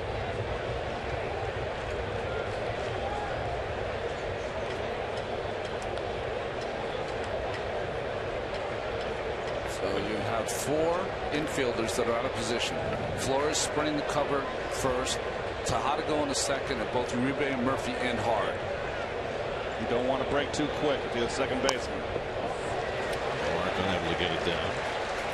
So Harvey pitching from the stretch for the first time. Is it a benefit if you haven't pitched from the stretch all night to be facing a guy giving you an out? Big time, because you don't have to concentrate on making pitches. You just throw your fastball. Throw it as hard as you can. This one now 1-2. You want to throw it up in the strike zone. He's more apt to not bunt it and you get a strikeout, or pop it up. Still showing bunt. It's outside, 2-2. Well, the old Metsies can run some starting pitchers at your fanny. Well, I tell you. It was very good patience on your part. Well, I was going someplace else. I couldn't find the right word.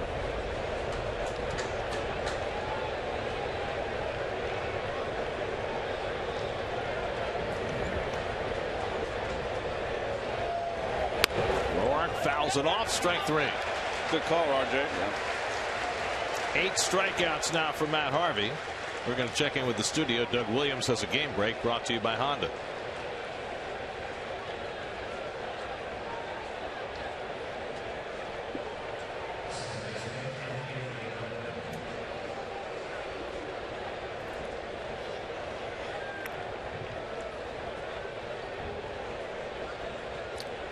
It is some lineup the Blue Jays are running out there right now, even with Encarnacion sitting out with a finger injury.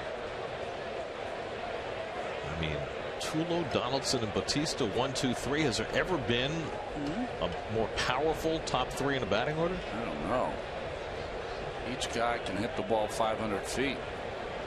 Rendon, third time up. He's grounded out and flied out, and takes a strike on that outside corner. That Harvey has owned tonight. He has been on the block on the outside corner. Surprised the hitters haven't made an adjustment on the outer half of the plate. Try to go that way, right, Keith? Yeah. Easier said than done.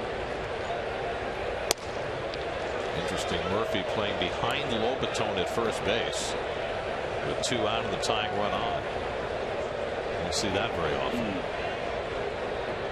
Maybe because of Rendon is just such a good hitter, can go from coast to coast, trying to give yourself a little better chance defensively. I mean, you better be convinced that Lobaton has absolutely no notion of running if you're going to play behind him in this spot. If you're going to do this, Gary, and I agree with this play, positioning, you stick close to him, Lobaton. Don't give him an opportunity. Murph's hugging him right now, just about. Slider down, 3-1. The actor who played Harvey in that Honeymooners episode is named George Matthews. Okay. Raised in Manhattan, educated in Brooklyn. Fit right into the series. Well, it went from a very diminutive man to a guy much larger than Norton and Ralph. That's right. 3-1 to Rendon, where Tom Harvey's been behind tonight. And Rendon fouls off the fastball, 3-2. Darnell coming out in front of the plate, letting everybody know it's 3-2, 2 outs, and runner at first will be on the move. Only Harvey's second 3-ball count of the night. No walks, 8 strikeouts. He's given up just the 1 single to Lobaton here in the 6th. Breaking ball here, Keith. Gosh, fastball away. It's been his bread and butter.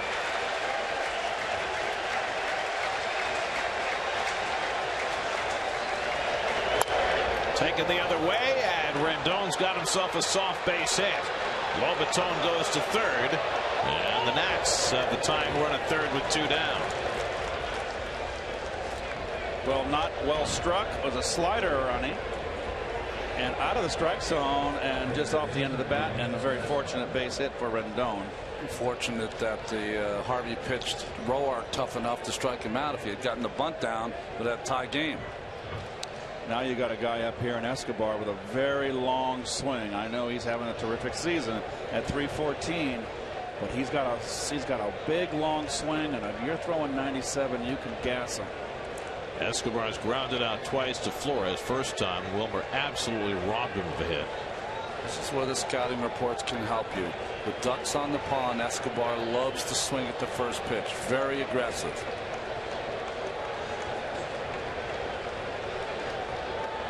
First and third and 2 out. And Escobar takes a slider for a strike. Interesting selection of pitches by Harvey. Gives up a hit on the slider, comes right back with it.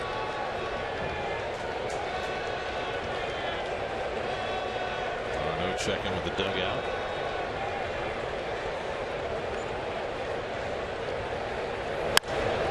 Escobar pops one up and foul ground. Murphy near the stands. But that's beyond his reach. Oh, that hurt. But again, Harvey right on that outside corner with the fastball. He's now done this for into the 6th inning, Gary and Keith. Keith knows this because of hitting. He's lived out there, and the hitters are starting to make a little bit of an adjustment. If they do that, you got to fire one inside. Move his feet. Wake him up a little bit. Give him the threat that the ball could come inside. Then that outside corner is yours again. 0-2 to Escobar.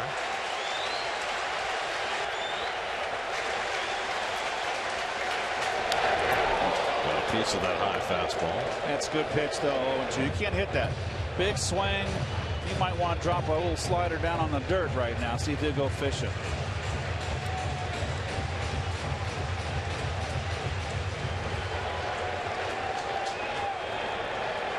That's about for his 80th pitch of the night. This is his hardest working inning by far. I still like fastball in off the plate. And he wants to go away with the cheddar. 0-2. Too high. Look at Matt. He's smiling a little bit. He knows he made it was just really not a purpose pitch, right? Yeah, he overthrew it. Yep. Yeah.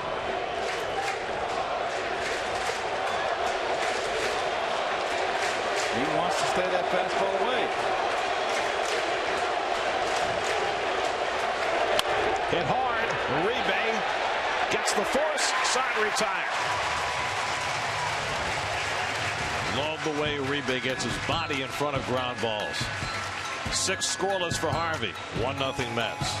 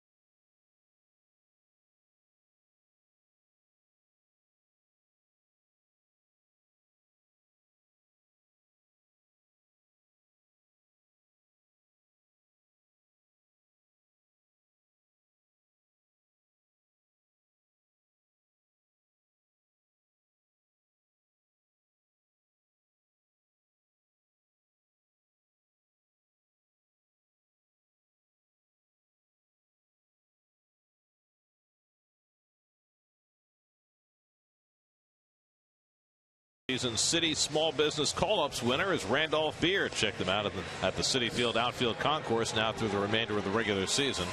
Learn more at Mets.com/city. Does that mean they're not eligible for the postseason? Wait a second. There's your Verizon trivia question. The 4 Hall of Fame pitchers who have more strikeouts than innings pitched. Well, I know one of them. At least one of them just went in the Hall of Fame. And the other one that was ahead of him that was #1 in strikeouts for ages. Right. That's 2. Travis d'Arnaud will lead off the home 6th inning. Ball got loose out in left field. And so it's retrieved by Jason Worth. d'Arnaud, Flores, and Lagares for the Mets against Tanner Roark, who came in to get a king-size out to end the bottom of the 5th. Got a rebate, a ground out with 2 men on. After Gio Gonzalez lasted just 4 2/3. Slider off the plate to d'Arnaud, playing his first game since June the 20th. Missed 32 games this time around on the disabled list. Missed 46 games the first time. So this is just his 20th game of the year. And a call strike 1-1. And what a different look the Mets lineup will have tomorrow with d'Arnaud and Yoenis Cespedes in it. How do you figure out the batting order? It's a nice choice to have. You know what I'm saying? It's a nice choice to have that you have just so many talented hitters. Do you go left, right, because you can do that. You could put Murph second. You can move Tejada down to the 8-hole. Hit Cespedes then third and hit Duda fourth. I like d'Arnaud in the 6th hole. I like Murph in the 3rd hole. I know they want to get the guys up. You want your guys to get as many at bats as possible in the course of a game. That's why they want them up high. 2-2 to Travis. Strike 3 call. Roark gets looking at a fastball. His first strikeout. Totally different experience for the hitters now facing Roark, who's a paint masterson. Ooh. 4th inning. Wilmer Flores 2 on. Only run of the game. Off the glove of Ian Desmond as Uribe came in. And that run has stood up for Matt Harvey and the Mets. Wilmer Flores, who's had a trio of standing ovations so far tonight. First one came when he made a brilliant diving play in the 1st inning. Second one when he came to the plate the first time, and the third one after he drove in the run. Good curveball by Roark, 0-2. This is the best we've seen Roark, I think. He looked awful when we saw him in Washington a week and a half ago. And he blows one by Flores. Back-to-back strikeouts for Roark. 2 down. So a tweet of the game comes from the newest Met, Yoenis Cespedes, thanking the Tigers and looking forward to seeing the folks here in New York tomorrow. Nice. The Seinfeld tweet is just brilliant because, of course, it's Jerry. A Cespedes for the rest of us. Will there be feats of strength? Well, yeah, he might hit one on the upper deck. Will there be airing of grievances? Well, not anymore because the Mets got Cespedes. So will it mean that we'll see Jerry at the ballpark more these last 2 months of the season? Get him up in the booth again. It's always a treat. It is a treat. Except Ronnie has to sit in the high chair. Used to the high chair. Someone has to play Newman. Good slider by Roark. 1-2 to Lagares, who's fly out and walk.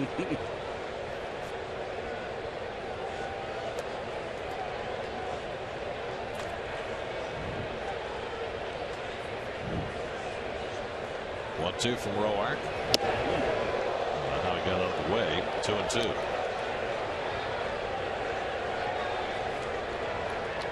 That's what you have to do. If you don't have overpowering stuff like a Roark, you've got to pitch inside, make the hitter aware, and then you can go back outside.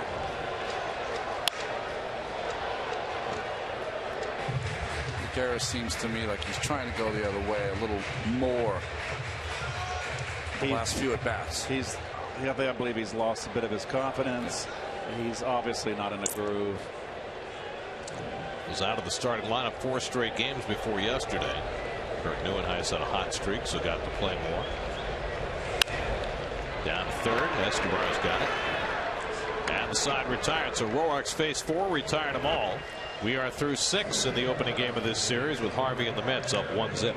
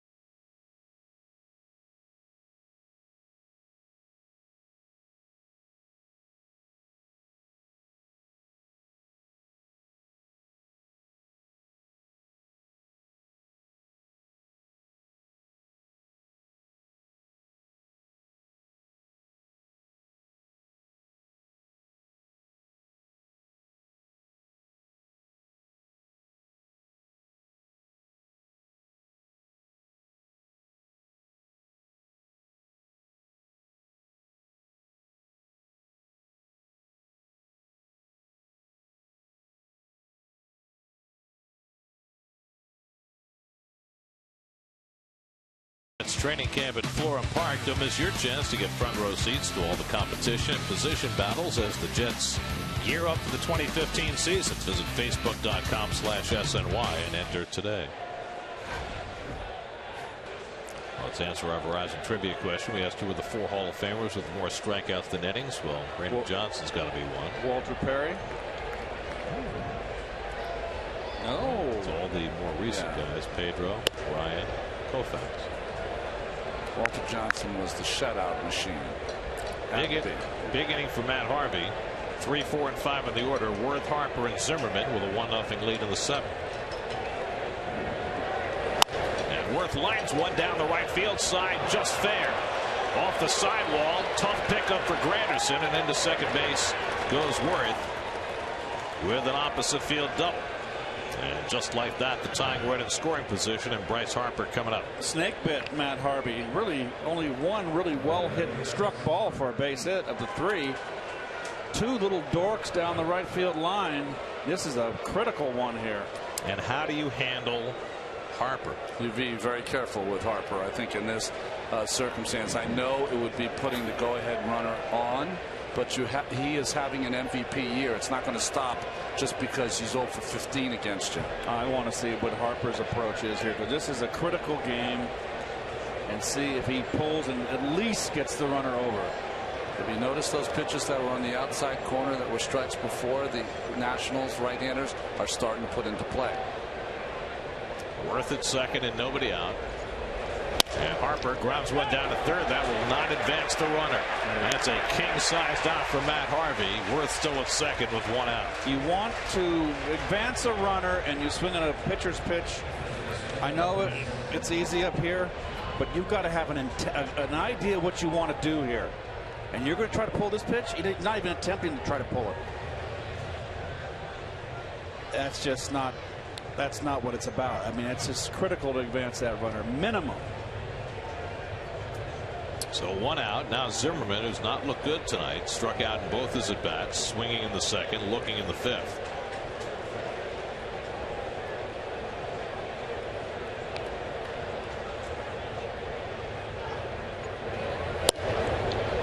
There's that outside corner for Harvey. And Zimmerman, who stands very far away from the plate. Probably as far away from the plate as anybody in the National League. And I just always feel he uses a big long bat. I just like that. Would always want to encourage him to get a little closer. Just an inch or 2. Ooh.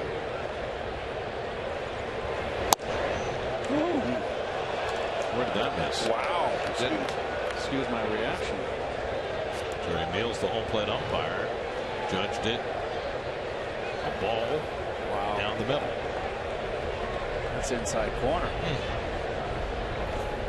That's a tough call right there.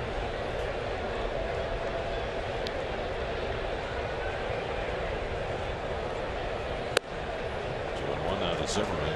The key is you have to stay down. There's certain hitters, when they come to the plate, you say to yourself, okay, inside, outside. Zimmerman, it's not inside or outside, it's down. He loves the ball belt high or higher. Tying run at second, Worth with 1 out. Zimmerman had a home run yesterday in Miami for the only run in a 1-0 Nats win. But it has been a rough year for Zimmerman, even when healthy.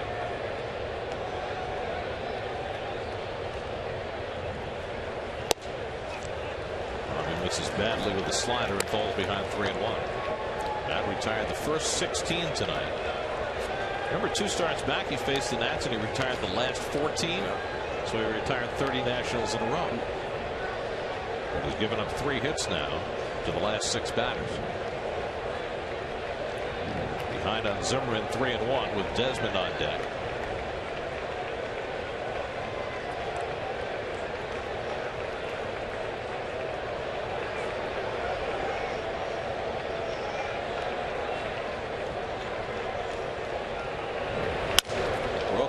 Fly ball, right field, Granderson. Well, 2 out. There's your fly ball that ties the ball game up if you advance a runner. And Worth had no thoughts about going to third. Fastball. Go ahead, Ron. No, go ahead. That's the one that missed. Fastball up. Slider misses away. And that had a lot of plate right there and jammed it. So he broke a bat and hit the ball 375 feet away. Why is Worth not on third? Yeah, he just. It was I think because the bat broke and shattered, he didn't think it was going to be hit that far. And that's my only observation. And if I was Zimmerman, I'd get rid of that bat. That bat was balsa wood. He wasn't jammed that badly. So now it's Desmond with the tying run at second and 2 out. Struck out and grounded out tonight, 0 for 2. And he flies one out to right center deep. Back goes Lagares to the warning track, and he runs it down. Where extra base hits go to die. Juan Lagares turning on the Jets and keeping the Nats off the board in the 7th. Strike.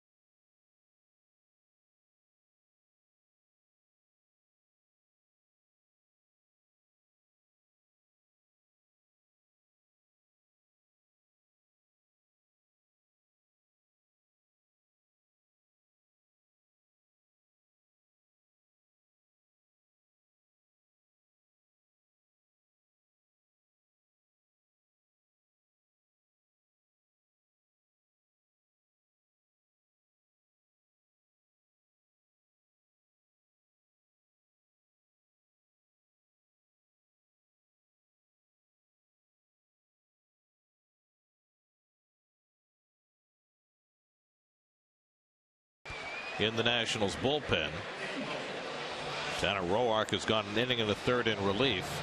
Mets have 8-9 and 1 of the order, and Eric Campbell, who got the start in left field tonight against the left-hander, is going to bat here. Surprised Conforto's not up personally. I mean, you got a lot of choices. You got Conforto, Nieuwenhuis, Kelly Johnson, all of whom can play left field. Especially Nieuwenhuis, because you got a 1-0 game. Right. He's the best defensive player. Get better defense out there. Well, I think that's part of why Thornton is up, to dissuade Terry Collins from doing that. Nonetheless, a little surprising. Campbell has flied out and taken a call 3rd strike. He batted with the bases loaded in the 4th after the Mets had scored their run, and went down looking at a 3-2 fastball from Gio Gonzalez. Matt Harvey on deck, and then Curtis Granderson for the Mets in the 7th. Knee high strike to Campbell, 1-1.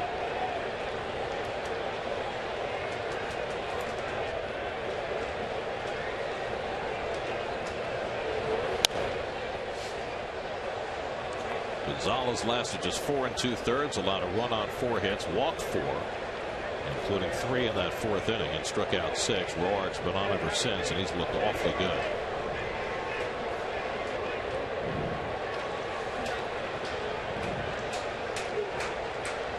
One, 2. Too high, 2-2.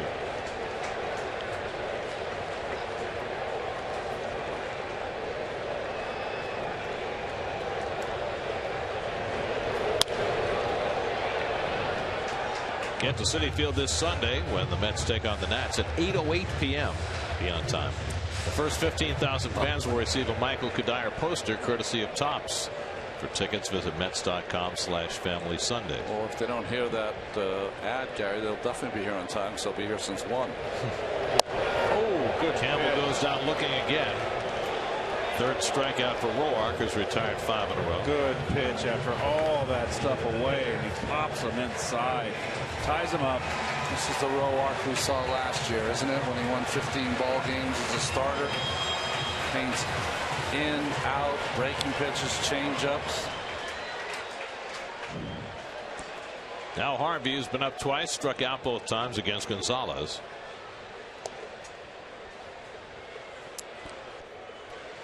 Well, it appears as though Matt's streak of 2 RBIs in 3 straight games is going to come to an end. You beat me to the punch. I think he'd trade that for a 1-0 win. Yes. 2 out.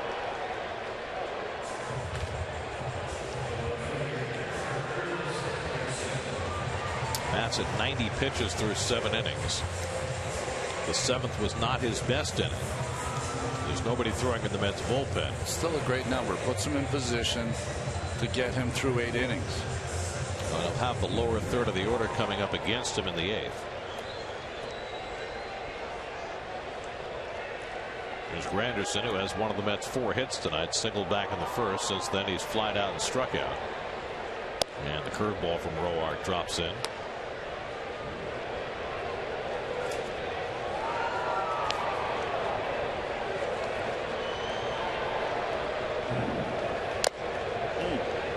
Nothing to 2.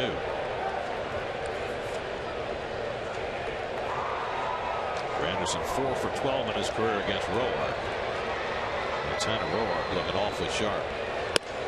Pulls him back. He has pitched with a purpose. He's looking sharp. 6 up and 6 down in relief for Roark. And the curveball gets Granderson. Lobaton will have to make the toss, and that retires the side. Very strong relief outing for Tanner Roark. Now Harvey goes back to the mound for the 8th, up 1-0.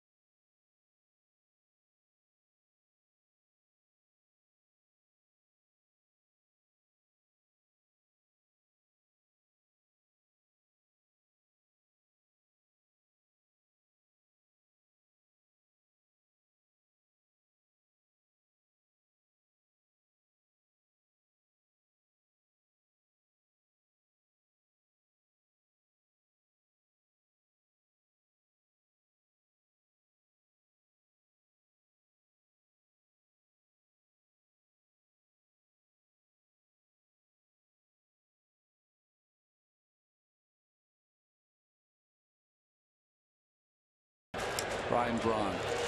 There you go. Well, Matt Harvey, uniform shirt soaked with sweat on a hot night.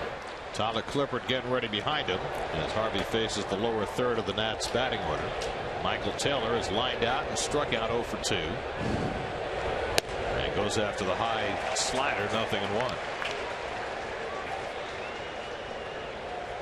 We'll say Lobaton on deck, then the pitcher's spot. Harvey trying to get through 8 innings for the 4th time this year. Went 8 2/3 against the Yankees back in April. That's his longest stint of the year. Good slider there. 0-2 to Taylor.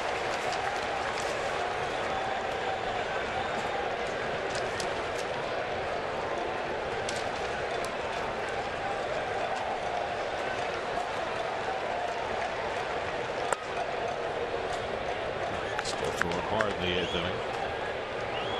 Really using the fastball. There's Barrett up in the bullpen. That's Aaron Barrett. Upstairs fastball, very effective for Harvey today. Gets him looking. That time came to the inside corner to get Taylor for his 9th strikeout. Love that. Being able to pound that inside strike zone. No chance for Taylor to turn. Harvey's going back up. There he is. I love Another honeymooner Harvey. Meet my friend Harvey. There's Lobaton, who broke up Harvey's perfection in the 6th inning. He had retired the first 16 before Lobaton pulled a single to right.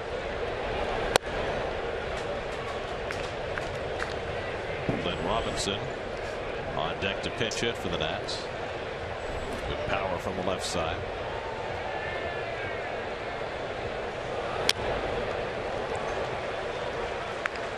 Think of Lobaton, but he does have a little pop from that left side. Switch hitting catcher. 3 home runs this year and just 86 at bats. Harvey still just bringing it, Ronnie. This guy can go 97 miles an hour.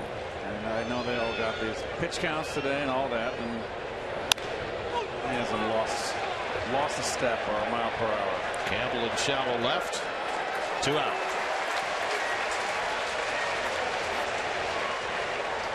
Tomorrow night, game 2 of this series. Jacob deGrom climbs the hill for the Mets. Joe Ross, whose brother pitched against the Mets earlier in the week, goes for the Nats. 6 o'clock tomorrow night right here on SNY. You know, with all the conversation about deGrom, and rightly so, he has had a Cy Young caliber year this year. It's probably not a coincidence that Matt Harvey has taken the mound tonight in the first game of this crucial series for the Mets and has thrown an absolute gem. He craves the spotlight. He feels like the ace, and he's pitching like that tonight. Robinson takes inside ball 1. That ball was right down the middle, but what happens is the catcher who was sitting outside, Darno, had to reach across his body. Did not get the call from Meals. So he gets the call on the outside instead.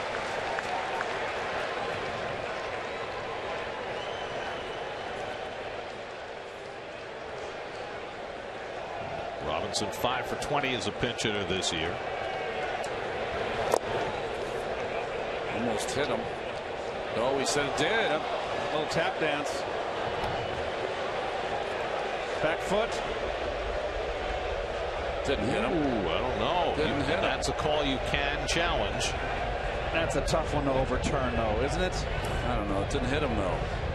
If they prove a non-event, let's see. That's tough to overturn. Hit right here. It's got a mark. Terry. It's got a mark right in the dirt. Shows where it hit. Yeah, but it doesn't mean that the ball came up. You're right. That's going to bounce him. You're right. It's tough. Interesting that Terry's going to challenge him. Well, he's got to. I mean, it's the 8th inning. Why keep it in your pocket? Yep. I like it. You don't know if you're going to get it overturned, but you might as well give it a shot.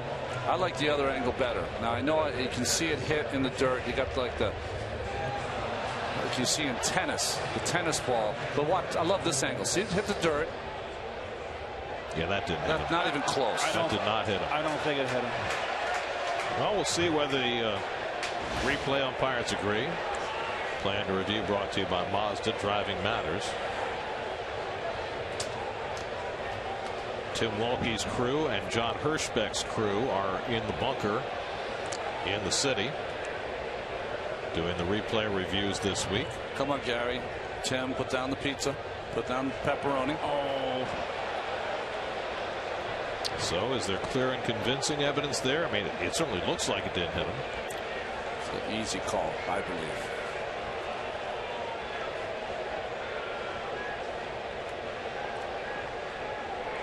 Well, if the call is not overturned, then the Nats have the tying run at first and Anthony Rendon coming up.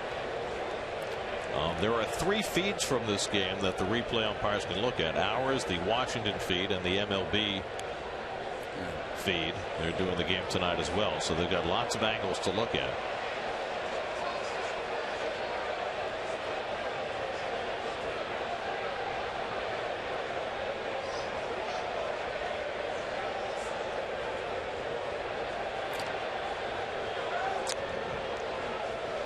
Have we figured out yet why they have 2 umpires on the headsets when they're not doing anything except waiting for the call? Witness. So in case one of the headsets doesn't work? No, you want a witness, just in case.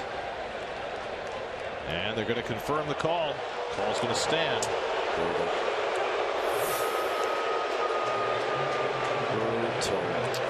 So the Mets used their challenge, and even though it looked on some angles as though perhaps it didn't hit Robinson, obviously not enough for the replay officials to overturn the call. Dan Warthen will go out to the mound to visit Harvey, who is at 100 pitches, and that's often been his turning point. We're going to pinch runner for the Nats, and Danny Espinosa will run for Robinson, carrying the tying run. Well, he hasn't. Warthen goes out to speak to him, but Matt's been sitting and waiting while this call has been ruled in favor of the call originally, and he's done nothing now for 5 to 6, 7 minutes. And the former National Tyler Clippard has spent 7 years with that team. You can only imagine the emotions that will roil inside him if he comes in and faces the Nats in this series. But he will not face Rendon. Harvey will. Rendon had a base hit to right field his last time up. Not well hit at all, but he reached for a slider and dunked it into shallow right. 1 for 3 on the night. Espinosa, the pinch runner, at first base with 2 out. 1-0 New York, 8th inning. Blown away to Rendon. First one not close after that long wait. One thing that hit batsmen just about guarantees is that Bryce Harper will get another at bat in this game. Uribe guarding the line at third base. I like that.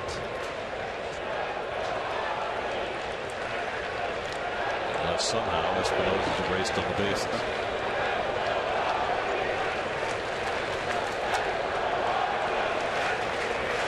Espinosa's not a big base stealer.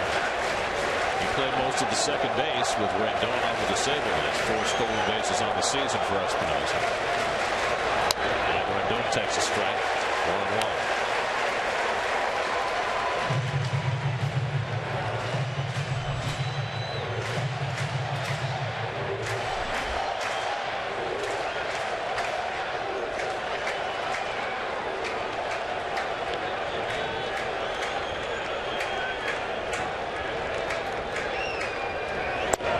Too high, 2-1. Hit for Rendon his last time up, his first ever against Harvey. He's now 1 for 9 lifetime against Matt. Harvey's thrown as many as 115 pitches in a game this year. He's at 103 now in the 8th inning.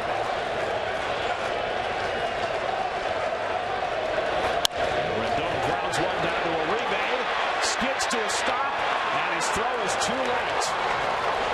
I'm not sure if he lost his footing or if he was actually diving for that ball. He was diving. Only way he can get to it was the dive, and he just couldn't get enough on. Good hustle by Espinosa. A good move by Matt Williams. Put the pinch runner in Espinosa. No way Uribe can throw that ball to first. So it's an infield single for Rendon. Now the tying run at second, the potential go-ahead run at first. Yunel Escobar coming up, and Harvey is staying in. An uneasy moment here at Citi Field. Escobar has hit the ball on the ground 3 times. Last time, a very hard hit ball to Uribe for the last out of the 6th. And right before that first pitch, Uribe took a step toward the line. Murphy giving the line up on the first base side. You guys a little surprised Matt's still in the game? I'm surprised, yes. I thought if he had a clean inning, I think I would have left Matt in there. The inning has not been clean. He's had the rest because of the hit by pitch that they had to review. And Clippard, you got for these kind of circumstances. And now it's behind on Escobar 2-0. Jason Worth is on deck. I am not going to second guess this one. I don't have an issue with Harvey out there. Leave him in the game.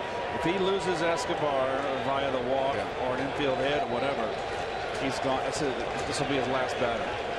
Either way you look at it, it's his last batter. Then you put Clippard potentially in a spot with the bases loaded to come in and face his old team. He's been there before. 2-0 to Escobar. And he grounds one foul. Ball running in on him. Ball 3.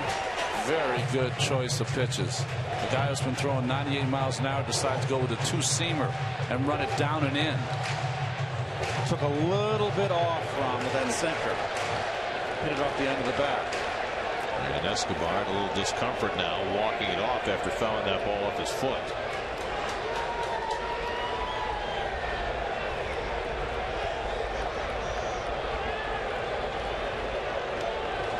Espinosa and Rendon, the base runners, and Escobar taking some time here, trying to feel better.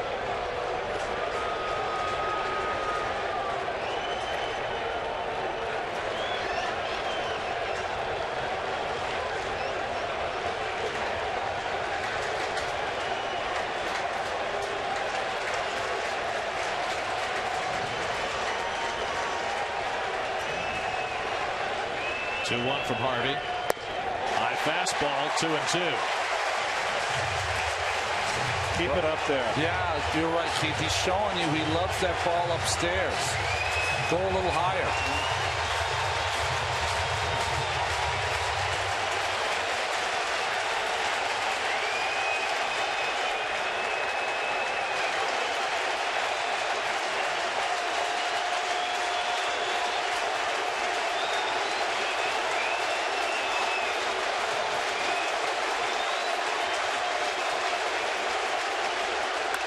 Hit hard, base hit. Espinosa around third, heads for the plate. And Espinosa scores the tying run. Yunel Escobar drives in Espinosa, and the Nats tie the game with 2 out of the 8th. Well, that is a bloody shame. But give the Nationals credit and Escobar credit. That's big clutch in a big ball game. Fastball, Ron didn't get right down the pipe. Well, he was trying to overthrow it, trying to throw it right by Escobar. Nice try by Lagares with a good charge, but there's no chance he was going to get the runner Espinosa. And the hit by pitch, confirmed by Park Avenue, becomes a big play in this game.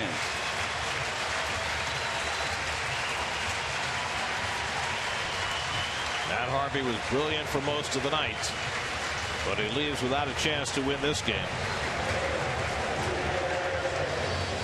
And the former National Tyler Clippard will come in and try and clean up here in the 8th.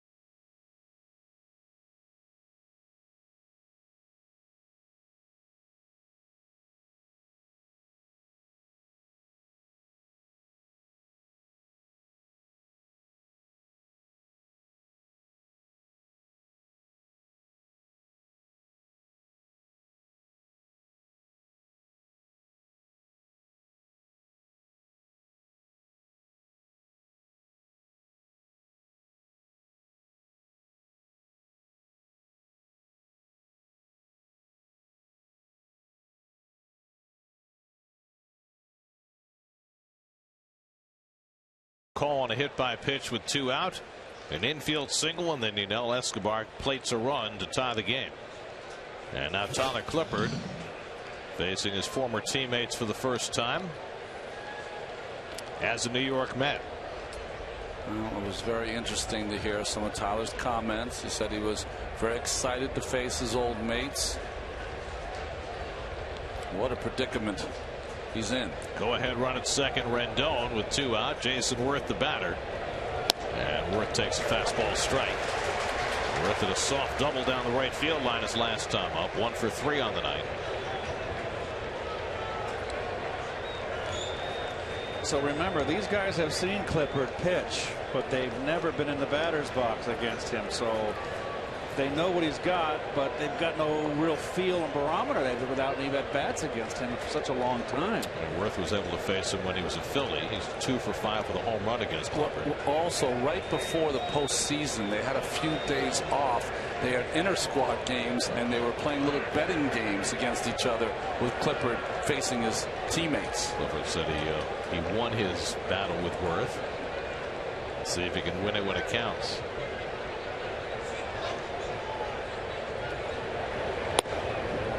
This is high with the changeup. 1-1. 7 years with Washington, and he was lights out. He's had a wonderful career, Tyler Clippard. Bryce Harper looming on deck. Old lefty getting ready to face him. That's Clippard's job.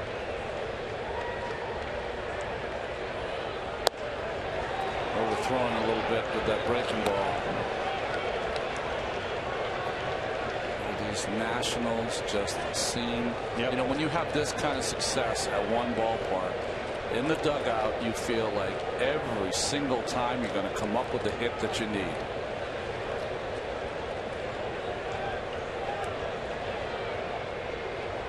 Two and one to Worth.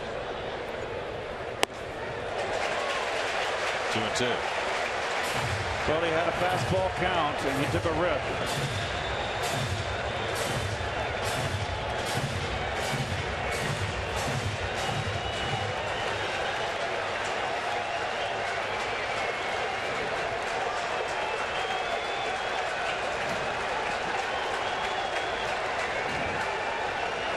Two on, 2 out, 2-2 to Worth.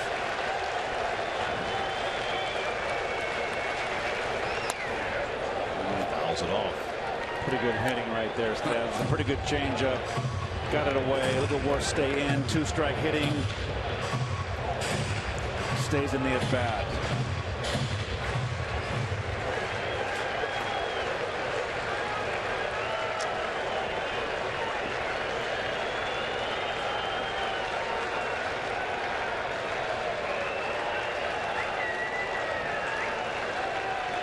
Again, the 2-2. Opted up, but Darno will not have a play.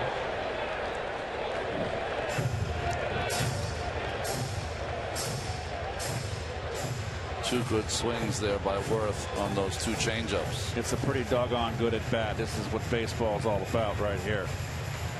Good pitcher, good RBI clutch hitter. 2 changeups down. Got to come with that high heat.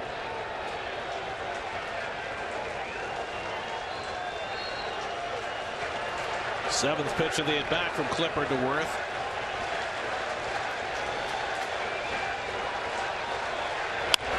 And he fouls off the fastball. 94 from Clippard. That's as hard as we've seen him throw.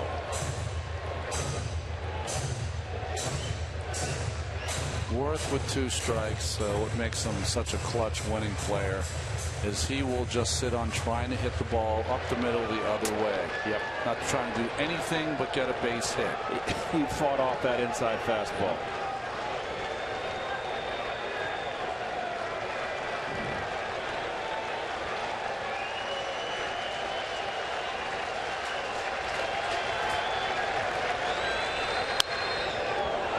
He fouls off an outside fastball. This is the beauty of the game right here. One of the beauties. If you're Clippard here with Darno, they haven't worked together. Yep. So what Clippard is doing is dictating what he wants to throw. And it's not only one pitch. He's saying this is the sequence of pitches I want to go to get through this at bat. If we want to throw this pitch now, if it goes to 3-2, or if he fouls it off, this is what we're going to throw next. That way you don't give the guy on second base an opportunity maybe to alert his hitter. Ninth pitch of the at bat coming to Worth. And he misses. 3-2. I like that pitch selection. If he can get that breaking ball over, it's something he hasn't seen. But he missed badly. And that means the runners will be going. Rendon and Escobar with 3-2 and 2 out. Bryce Harper on deck. His best pitches is changeup. Worth's best swings in this at bat have been against the changeup. 3-2. Old foul. And the marathon at bat continues. What a battle. This is great.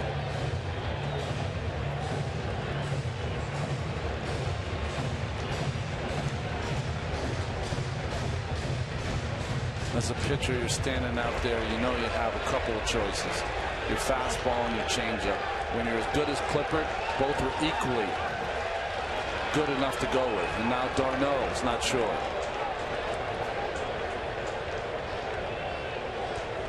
What'd you say you wanted to go with the second pitch? Okay, I just want to make sure.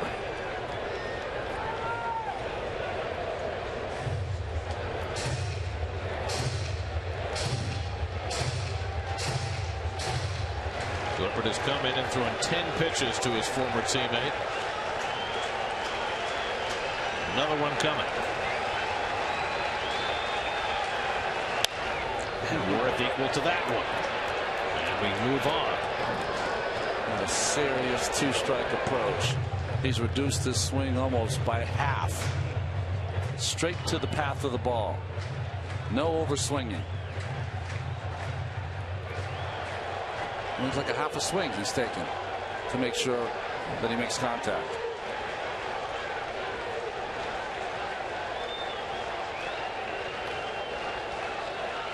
And all Harvey can do is watch. 13th pitch.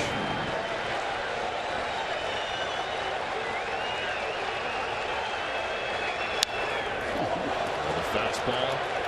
Another foul ball. That was one to hit. And that was a heck of a cut.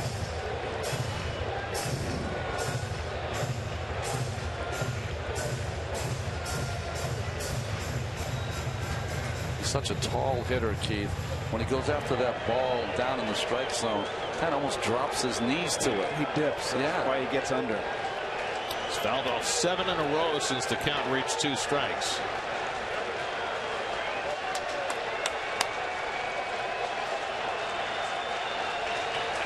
Again, the 3-2 to Worth. Strike 3 called. Side retired.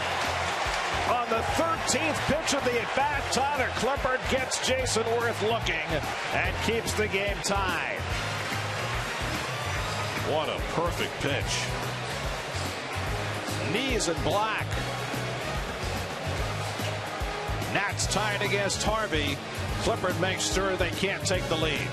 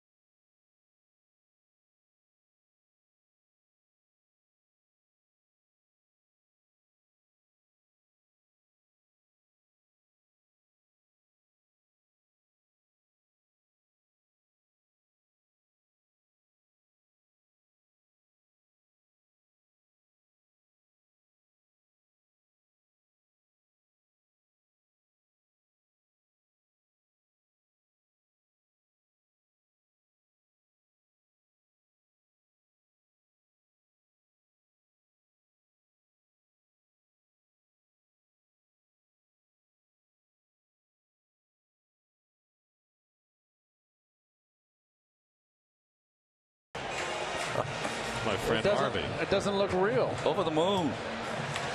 Mets box score presented by Wise. Wilmer Flores has the only RBI for the Mets tonight. They've been held to just 4 hits. Yoenis Cespedes doesn't get here until tomorrow. Aaron Barrett will pitch the bottom of the 8th. Well, Barrett, 37 games, much used right-handed reliever. Good hard fastball, though it's straight, and nasty breaking ball. Tejada, Murphy, and Uribe 2, 3, and 4 in the Mets batting order against Barrett. After Tanner Roark was brilliant in long relief, 2 1/3 innings, 7 up, 7 down, 4 strikeouts, and nothing left the infield. He was just great working it back with Gio Gonzalez. Tejada 1 for 3 tonight, a single to left center his last time up, and takes the fastball for a strike. How many games have we seen this year, guys, where the starting pitcher for the match, you say to yourself, you know, really the only way he's going to win this game is to win it 1-0. Constant theme. Up the middle, and Tejada's got his second hit of the night. So the Mets looking to respond, get the lead run aboard to start the bottom of the 8th. Slider hanging.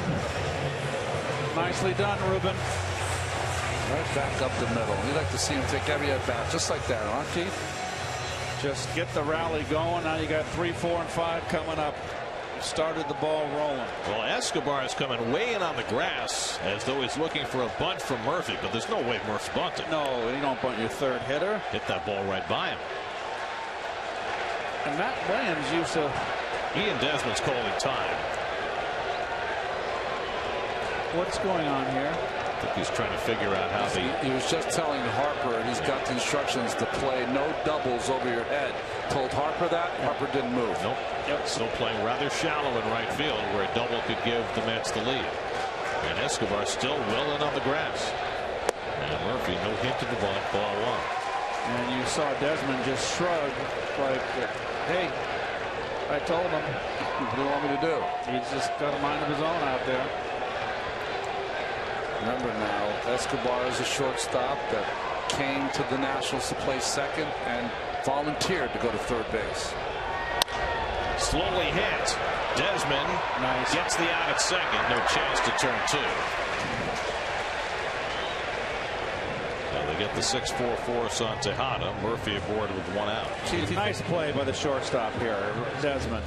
Tight game. Come get that ball quick. Just get that lead runner. Keith, do you think there's any chance that because Escobar was playing so far in that Murphy tried to hit it that way? Maybe. Yeah. You get Murphy to think, you know.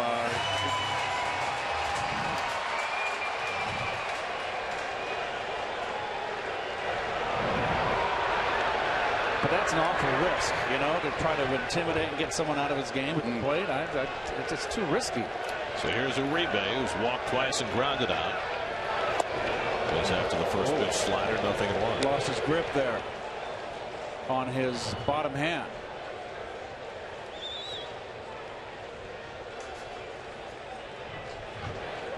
That's not the Charlie Lau one-handed swing. No. It's the opposite.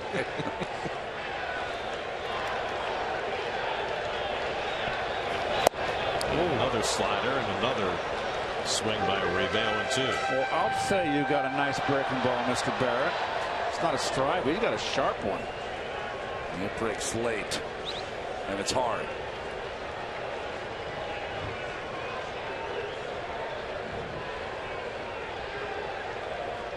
To Uribe.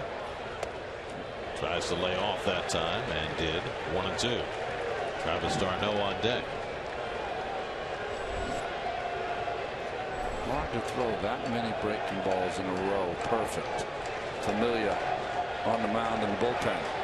It's been a tough couple of weeks for Jerry's Familia, but he'll be on in the 9th inning. 1-2. Foul tip, strike 3. So Uribe down on strikes for the second out. It's a hanger here, Gary. It's 11 strikeouts for Nationals pitching tonight. And so it's left to Darno. First game back from the disabled list. Travis has gone 0 for 2. A deep fly ball to left, a walk, and a call third strike.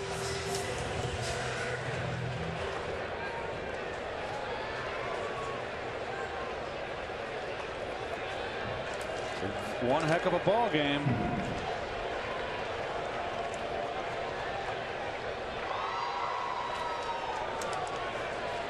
Murphy at first with 2 down.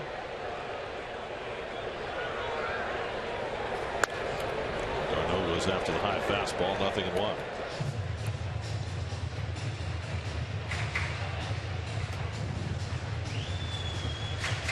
Mets have been so used to guys not using their bench because they got so little production from it. But I'm a little surprised that there's some guys on the bench that could have hit here against Barrett with this breaking ball that's so tough against right-handers. We got 4 left-hand batters in the dugout. Duda, Conforto, Neuenhuis, Johnson.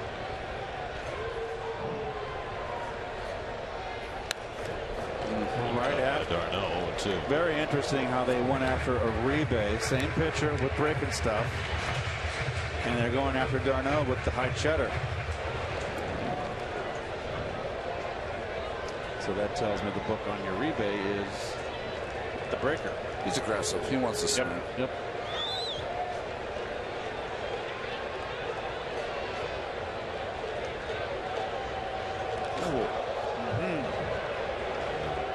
Goose throw to first base.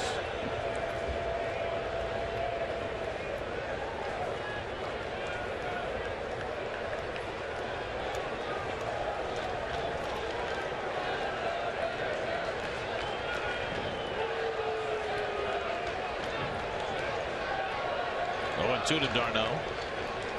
And Travis goes down on the slider to end the inning.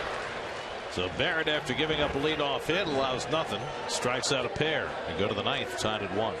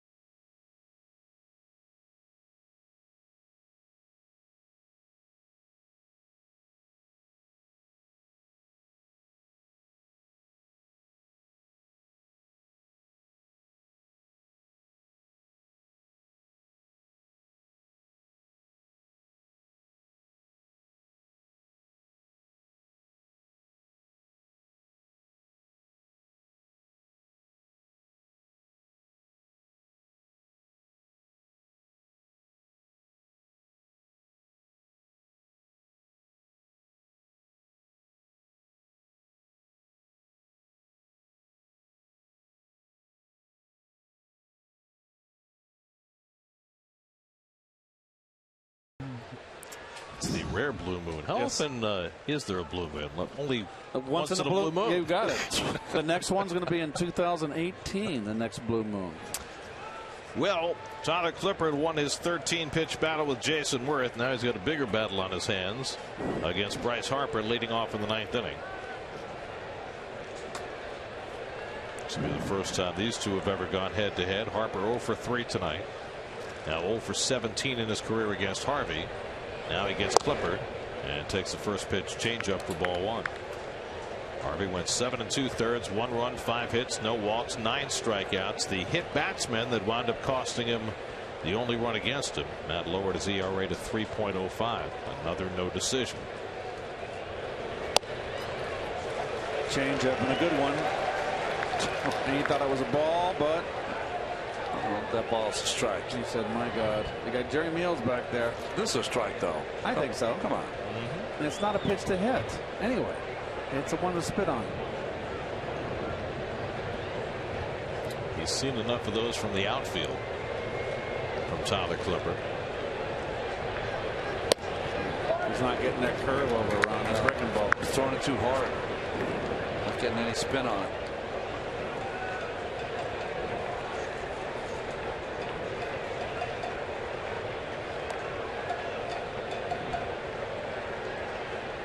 Two and 1 to Harper.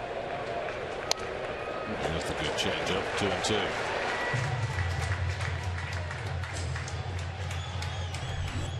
Ryan Zimmerman on deck, then Ian Desmond for the Nats in the top of the 9th. Mets got their run in the 4th. Washington tied it in the 8th. Each team with a run and 5 hits.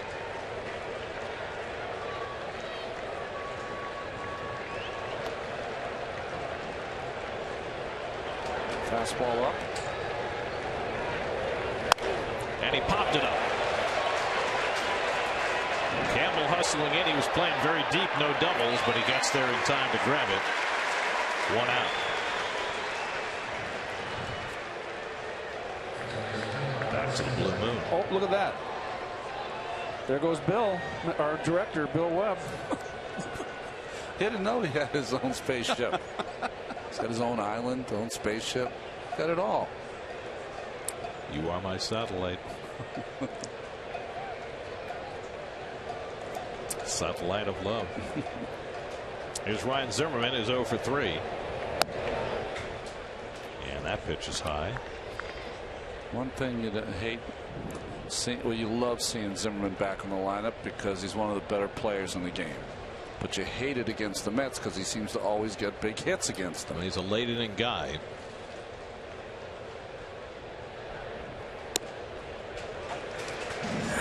Oh.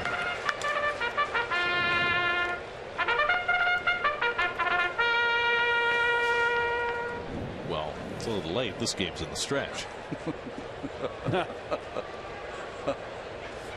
Isn't American Pharoah running tomorrow? Yes. Whoa. Zimmerman has to turn his shoulder out of the way.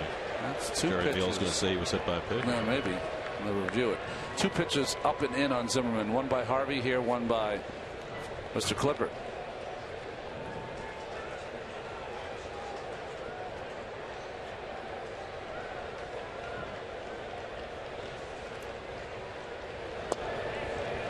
I tell you what, there's been some really, really quality at bats put on tonight's ball game, particularly by the Nationals.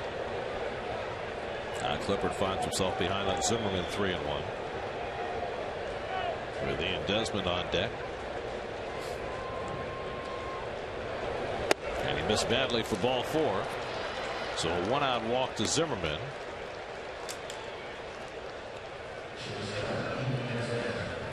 Go ahead run at first with 1 out, and Desmond coming up.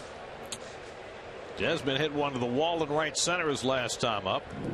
With a runner at second base, Lagares ran it down to get Harvey through the 7th. Nobody up at the moment in the Mets bullpen. Jerry's Familia was getting ready when the Mets were batting in the bottom of the 8th, but he sat down. Someone's answering the phone down in the Washington bullpen. Desmond 0 for 3 tonight. He seemed to get his season turned around when the Mets were in D.C. a week and a half ago. Yes, he did. That was the first breaking ball that Clippard thrown for a strike.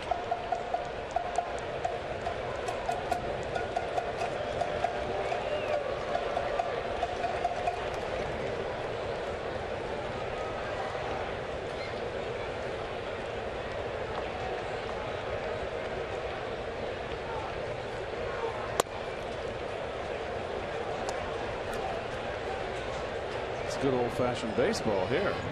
Hard ball, huh, Keith? Yes, sir. Loving it. when you see high quality baseball.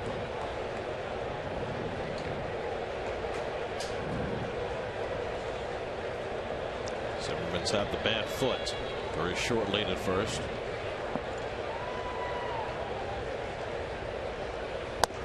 And now Clippard having trouble throwing strikes. It's 2-1 to Desmond. Gary, you mentioned this year at Oakland that Clippard had his walks were up this year. Tyler, when he got here, said he made a mechanical adjustment late in his tenure with Oakland that he thought had that ironed out. But he's issued a walk in the inning. Now he's 2-1 to Desmond.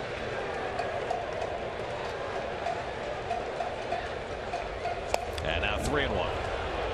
So it's getting dicier by the moment for Clippard. And the Mets have Familia back up in the bullpen, and Dan Worthen coming out. Do you run Zimmerman here? Wait, he's got the bad foot. You know, it's almost like he's just back from the DL with the bad foot. I mean, you're going to be less inclined to run him. I just also don't know how many times. I can't remember many times that Clippard got an out, sat down, and came up when he was with the Nationals. Now, I don't know if he did it with Oakland. This year, 7 times he's worked more than an inning. Okay. So, well, then he's used to it.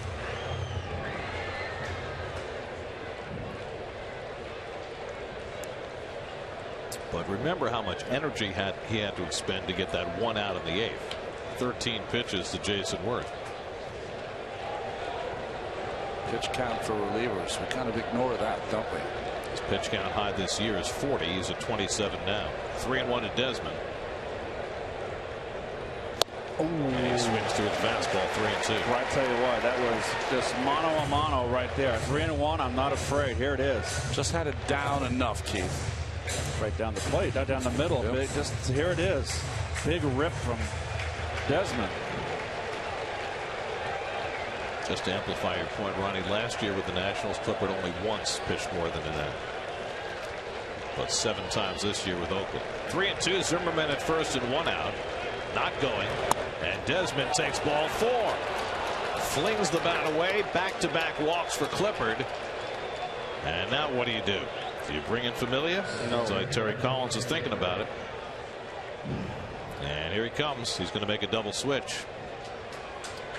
So Familia is coming in after Clippard walks a pair in the top of the 9th. He'll come in to face Michael Taylor, who had the huge hit against the Mets in D.C. in that last game of the series before Terry could get Familia in the game. This time he'll get him in the game. 1-1 in the top of the 9th. Clippard out, Familia in. We'll be right back.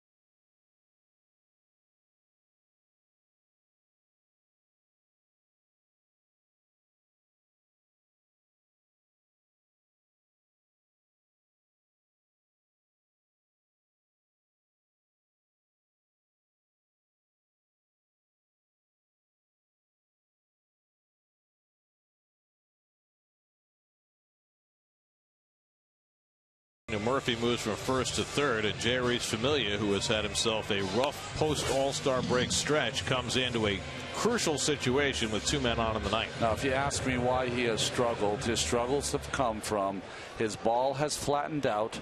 He does not have that good sink on it, and his control has been off, especially with his slider. So he's got 2 or 3 things that are mechanically wrong that hopefully he can iron out here against Michael Taylor. Taylor's 0 for 3 today, but he's hitting .397 with runners in scoring position this year, and he burned the Mets in a game in D.C. a week and a half ago against Bobby Parnell. Zimmerman at second, Desmond at first, and 1 out. 1-1 game in the ninth. And just for reference, Familia has inherited 14 runners this year, stranded 13 of the 14.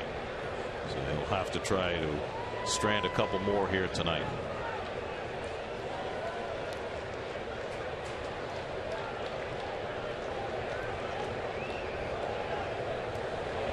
And Taylor goes after the first pitch slider, nothing at all. Taylor lined out to third, a leaping grab by Uribe in the third. Since then, he struck out twice. There's that number we just mentioned. Whoa. He has not hit for a high average overall, but he's been very big in these spots. 41 RBIs for Taylor. The outfield playing rather shallow. Try and cut down their run at the plate on a base hit. Dribbler foul. He hasn't swung on a strike. But it's nice to see the slider breaking, and that was a good sink on that fastball. Jose Lobaton, the switch hitting catcher, on deck.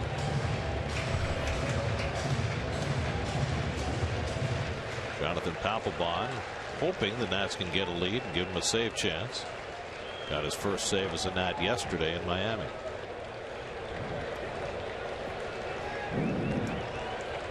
Familia head on Taylor 0-2.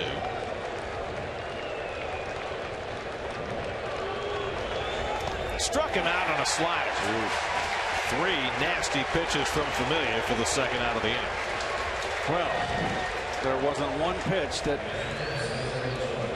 even the great Hall of Famers could have made contact with. Everything out of the strike zone. A middle finger right on that seam to make it break. And don't take away. Nice job by Travis d'Arnaud to get over in front of that and keep that in front of him. Excellent block. Now Lobaton, who had the Nats' first hit in this game against Matt Harvey after Matt had retired the first 16. 1 for 3 on the day.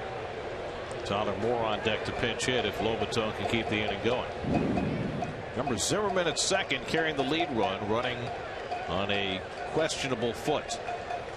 And Lobaton lifts it out to left center. Over comes Campbell with Lagares, and Campbell makes the grab with Lagares cutting behind. A hold your breath moment, but Familia gets 2 large outs in the top of the ninth. Who's going to get it? Well, usually it's Lagares. This time Campbell makes the play. To the bottom of the ninth.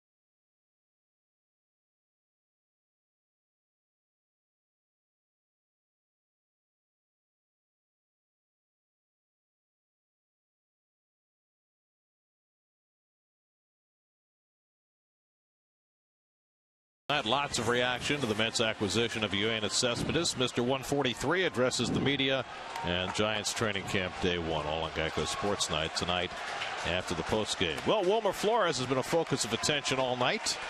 He's driven in the only Mets run, and he leads off the last of the ninth against Aaron Barrett, who pitched a very impressive eighth inning.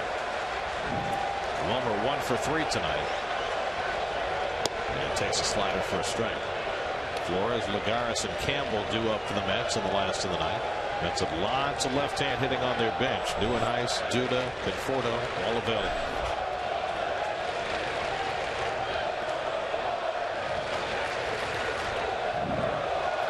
And Wilmer grounds one weakly to Desmond.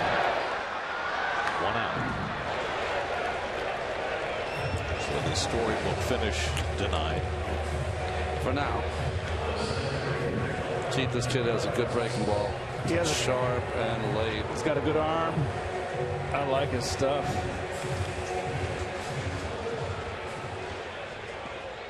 That's keep the lefty Matt Thornton ready in the bullpen in case Terry goes to one of his left-hand bats off the bench.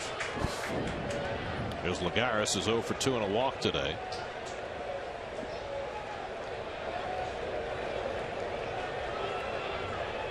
Barrett gave up a leadoff hit to Tejada in the 8th inning. He's retired 4 in a row since. The Nats have got great bullpen work. Tanner Roark faced 7, retired them all.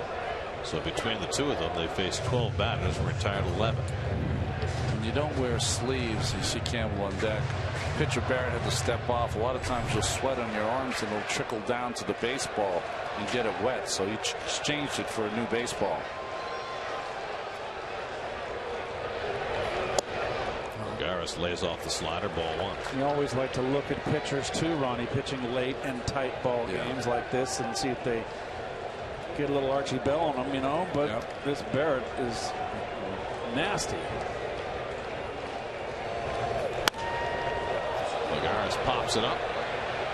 Zimmerman comes down. 2 out.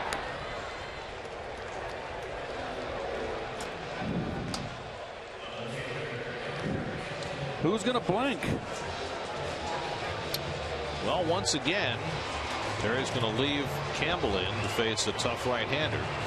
Started him tonight against Gio Gonzalez, and he keeps Conforto and Duda and Nieuwenhuis firmly planted on the bench.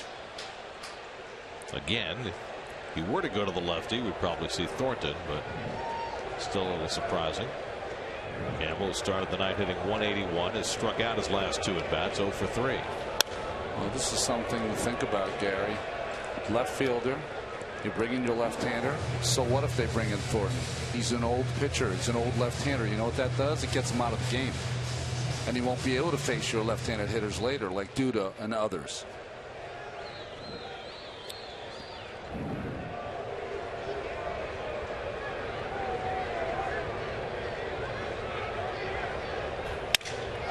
Broken bat flare, Desmond, and able to grab it before Rendon got in the way. And we're headed to extra innings at Citi Field. 1-2-3 for Barrett in the 9th.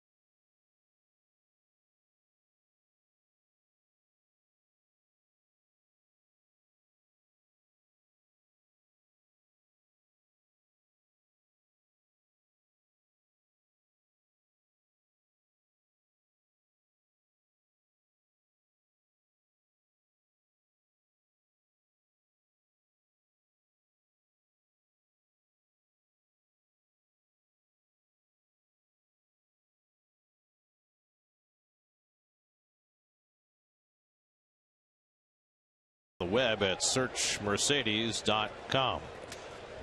Extra innings on SNY brought to you by Nissan. Choose Nissan today for great offers on their most exciting lineup ever. Shop ChooseNissan.com.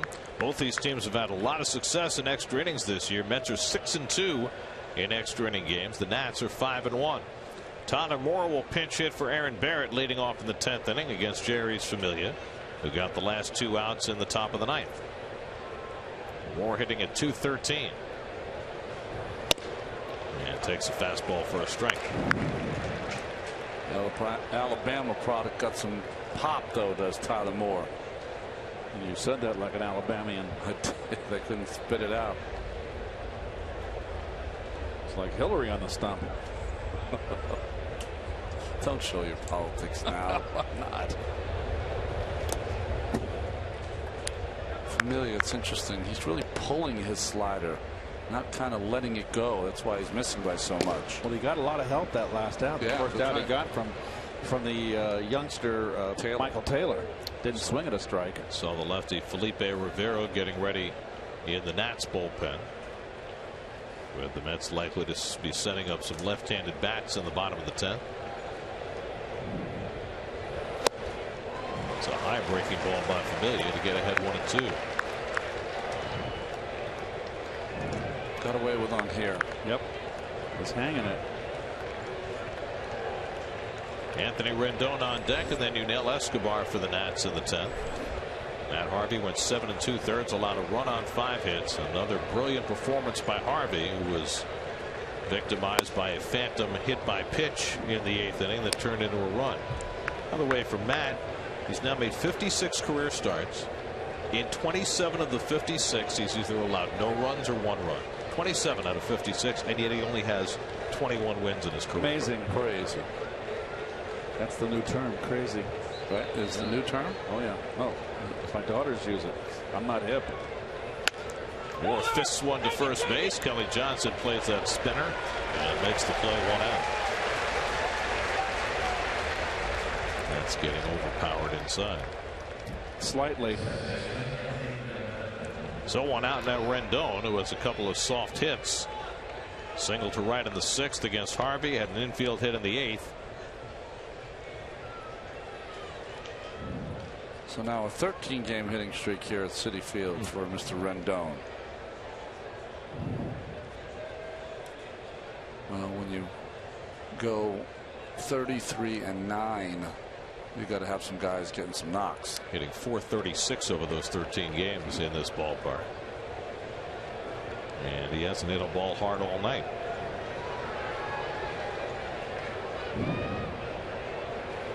Trying to butt his way on, runs into it, but it's a foul ball. Close. But both the home plate umpire Jerry Meals and the first base umpire Jordan Baker said it hit him in the batter's box. It got him early, but it kind of hung on his body. That's why it looked like it was still there when he was out of the box.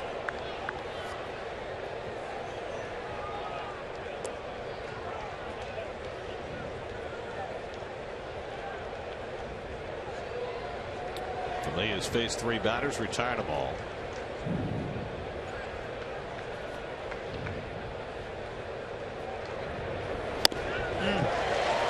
Nasty slider there, 2. That's just sitting there on a tee, Gary. That's not a good slider right there. He just swung right through it.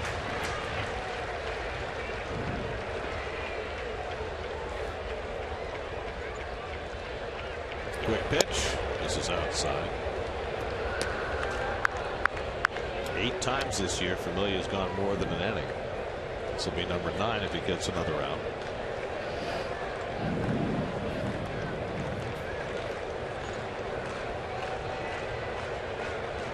One, 2. 100 miles an hour outside. 2-2.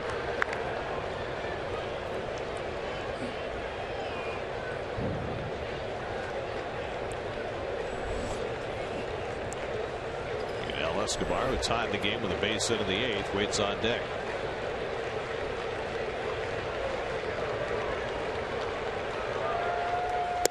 Rendon holds the swing. Good eye. Slider misses 3-2. Really have not seen these kind of at-bats taken by a ball club in a long time. The two-strike hitting is far and in between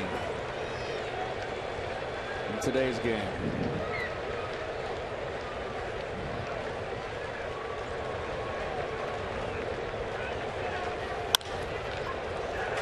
Flores fields the grounder and throws out Rendon, 2 away. Tomorrow night is fireworks night at Citi Field. The Mets take on the Nationals at 7:10. Yoenis Cespedes makes his Mets debut. Stay after the game for post-game fireworks. For tickets, go to Mets.com/fireworks. They've been running a promo on the scoreboard tonight, showing the fireworks interspersed with Cespedes in the home run derby here 2 years ago. Very nicely done on the fly. Here's Escobar. 2 out, 2-strike base hit in the 8th inning against Matt Harvey. Tied the game and knocked Matt out after 7 2/3. 1 for 4 on the night. Batting here with 2 out and nobody on in the 10th. Well, I tell you what, they're making pitchers work. Hitting coach Rick Shue for these Washington Nationals.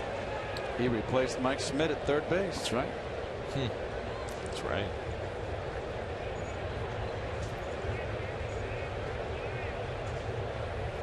There's a good one.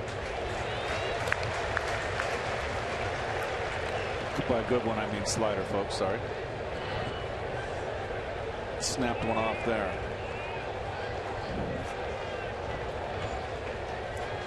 One and one to Escobar with 2 out. And he pulls it down to third. Murph was playing the line. Just the right spot. Throws out Escobar in a 1-2-3 inning for Jeurys Familia. He's retired 5 in a row. 1-1 heading to the bottom of the 10th.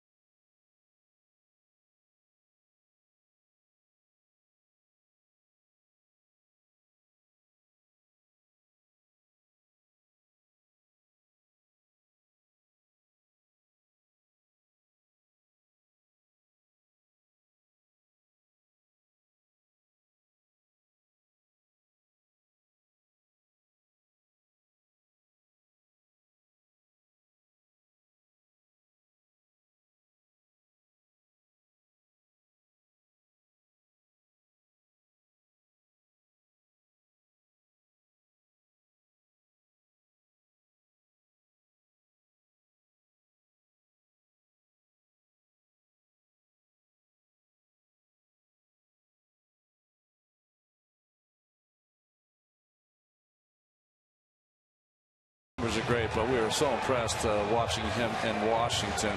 Young man throws hard with a good breaking ball.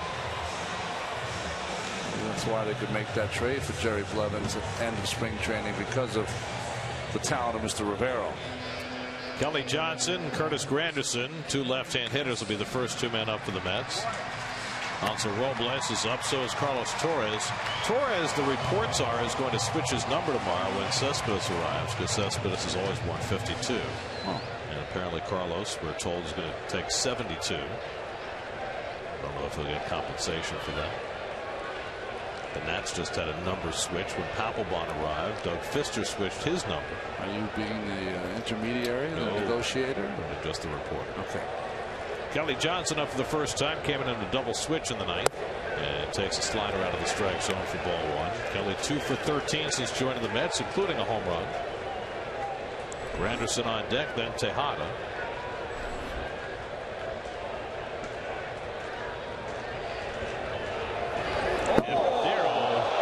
Throws one that had Kelly Johnson concerned about his health. Well, this one we'd say had a little hair on it. Duck.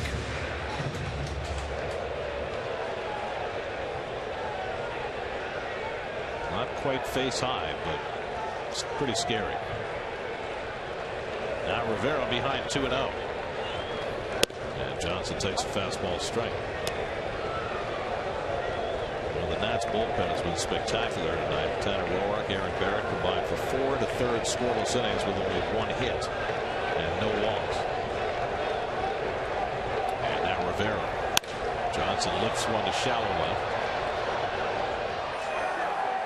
And Worth is there to grab it. One away. So interesting to see Worth in left field. So used to him being in right.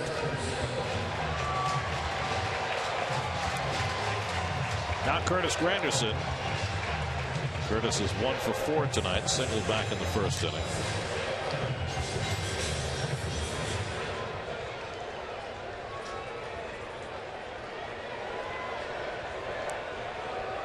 '24-year-old Felipe Rivero pitching in his 18th career game. Granderson takes a fastball strike. Easy 96 from the lefty.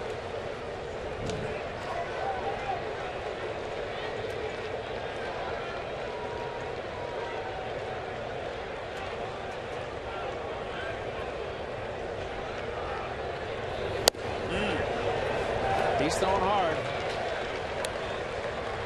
Curtis Granderson has 1 walk-off home run in his career. It came 10 years ago.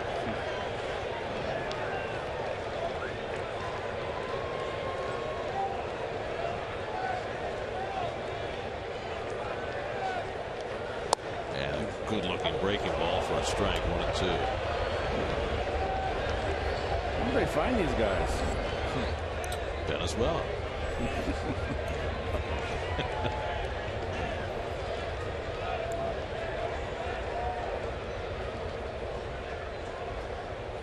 Granderson goes down on a 97-mile-an-hour fastball, and there are 2 out. Third time in a row Curtis has been struck out. Well, that's just big time gasoline upstairs. Gee, this kid's got an arm. So 2 out and nobody on. Now Ruben Tejada. Ruben has had a couple of hits his last 2 at-bats. In fact, he is the only man to reach against the Nationals bullpen in 5 innings. Gio Gonzalez went 4 2/3. Gave up a run on 4 hits, 4 walks, but Roark, Barrett, now Rivera have been spotless. No runs, 1 hit in 5 innings.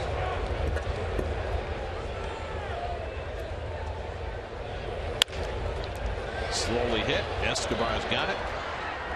And we go to the 11th. 1, 2, 3 for Felipe Rivero. 10 in the books. Mets and Nats tied at 1.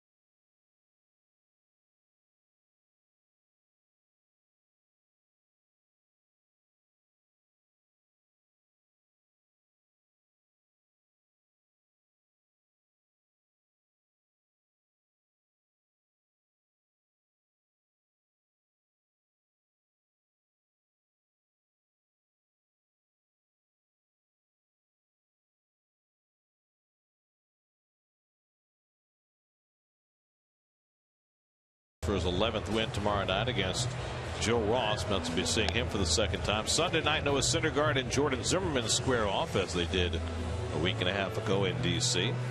Hansel Robles will pitch the 11th inning for the Mets tonight. Well, he's been pitching more and more in big leveraged situations. His last outing, he played a part in the Padres coming back. He came in for Bobby Parnell with the bases loaded, and Derek Norris got him for a grand slam. That made it 7-5 before Justin Upton's 3-run homer in the ninth off Familia put the Padres over the top in a big comeback.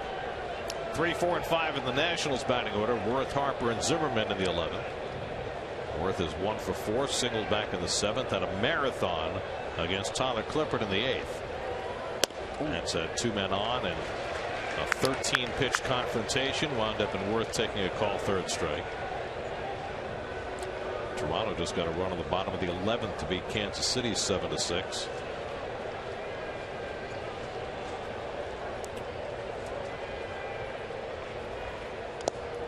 As Johnny Cueto's debut as a Royal tonight.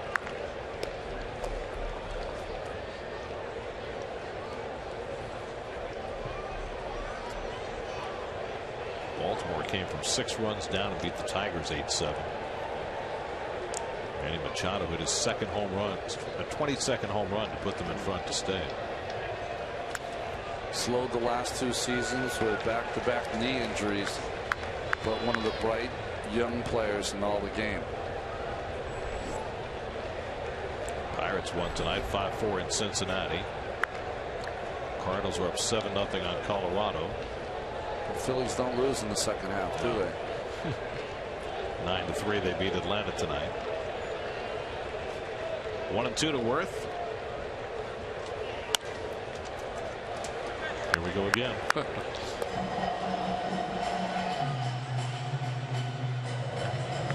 Hey, the Red Sox won. How did that happen? They beat Tampa Bay 7-5. Oh, that's 2 in a row for them, Ronnie. Cardinals are playing at home again tonight, beating the Rockies 7-0. They play all home games this year. St. Louis Cardinals don't play on the road. Seems like they play at home all the time.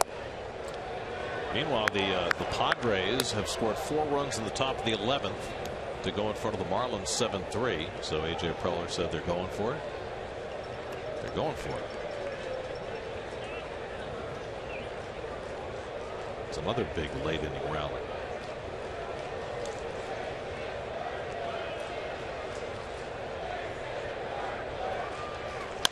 Worth hits a tapper. Tough play for Robles. The bare hand from his rear end. He throws him out. Wow.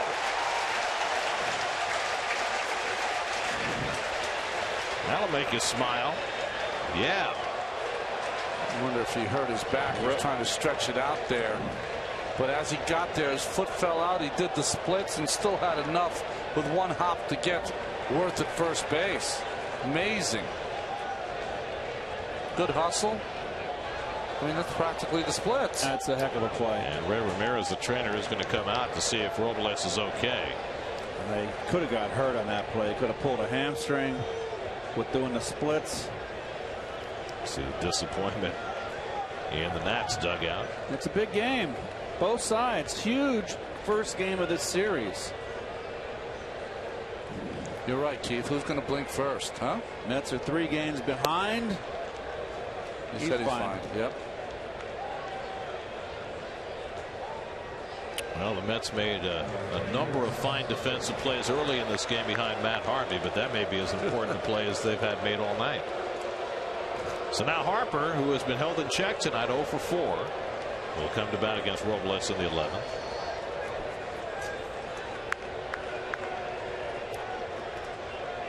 '29 home runs, leads the National League.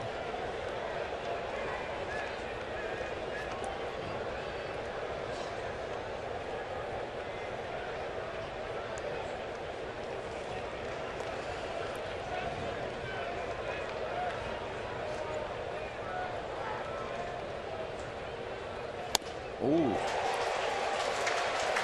I've been seeing a lot of fastballs, pitchers challenging hitters, and hitters taking some cuts. He's taken some cuts this year. He's hit some balls awfully hard. Got to keep the ball up on him. Low ball hitter. Just missed 1-1. Ryan Zimmerman on deck. Mets got their run in the 4th. The Nats tied it in the 8th on a 2-out hit by Yunel Escobar, and they haven't had a hit since. 1-1 to Harper. That finds the inside corner. 1-2.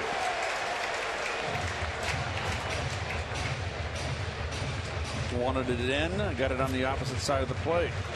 Wanted it away. Excuse me.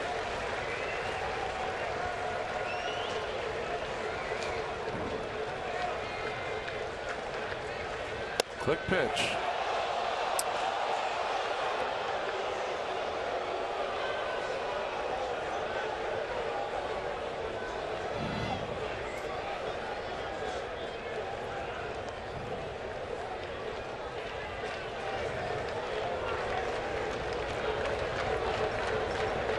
Two from Robles. And Harper takes strike 3 call. And he may get himself run out of the game if he doesn't watch it. Who's out? Jerry Meals ejects Bryce Harper. Too close to take. We talked about it from the first inning. He's been giving that pitch all night long. That's what he's been calling. I don't think Harper's wrong because I think that is a ball, but that's what he's been calling all night long. But you cannot get yourself ejected in the 11th inning with your bench already depleted. And a big series. Cannot do it. I mean, you can express your objection, but you cannot get yourself ejected. And he got in Meals' face, and he didn't get out, and that's what happened. You know, Meals tried to tell him to knock it off twice. And he wouldn't. He's got a gripe. He definitely has a gripe. Difference between having a gripe, though, and get yourself ejected. All you have to do is you can say exactly what he said there, but continue to walk. Don't get in the face of the umpire. Say whatever you want to say and just walk to the dugout. Well, the Nats are going to have a non-outfielder go to the outfield in the bottom of the 11th. All they have left on their bench is their backup catcher, Wilson Ramos, and Dan Uggla. So somebody who's not accustomed to playing the outfield is going to have to play out there for Washington. There's Ryan Zimmerman, 0 for 3 and a walk today. Zimmerman's played some outfield in his career. I don't know who else might go out there for the Nats, and that's what Matt Williams is looking at in his lineup card right now. They're going to have to put Uggla out there. Ooh, I don't know. Well, who's the athlete? Well, you know, if Zimmerman weren't battling the foot problems, he would probably be the guy. I'm looking at their lineup right here. He could move Rendon to first base and put Uggla in. Zimmerman's played 30 games in left field, but again, you know, plantar fasciitis. Yeah. Uggla says, "Don't worry, Skip. I can play the outfield." 0-2 to Zimmerman. Struck him out. A 1-2-3 inning with a couple of punch outs for Hansel Robles. And now the Mets will try and win it in the bottom of the 11th. Tied 1-1.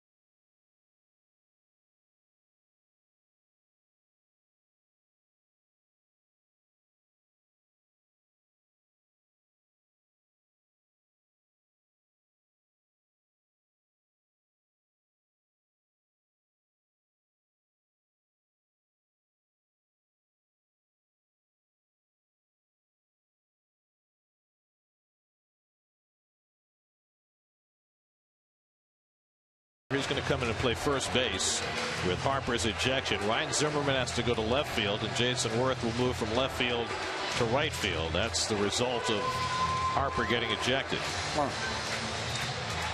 So what do they have? Just Ramos, the extra catcher, on the bench. Lucas Duda is on deck to bat for the pitcher after Daniel Murphy leads off for the Mets in the bottom of the 11th against Felipe Rivero, who pitched the 1-2-3-10. Murphy 1 for 4, doubled back in the 5th. And a fastball strike from Rivero. So Murphy, then Duda, then d'Arnaud in the bottom of the 11th.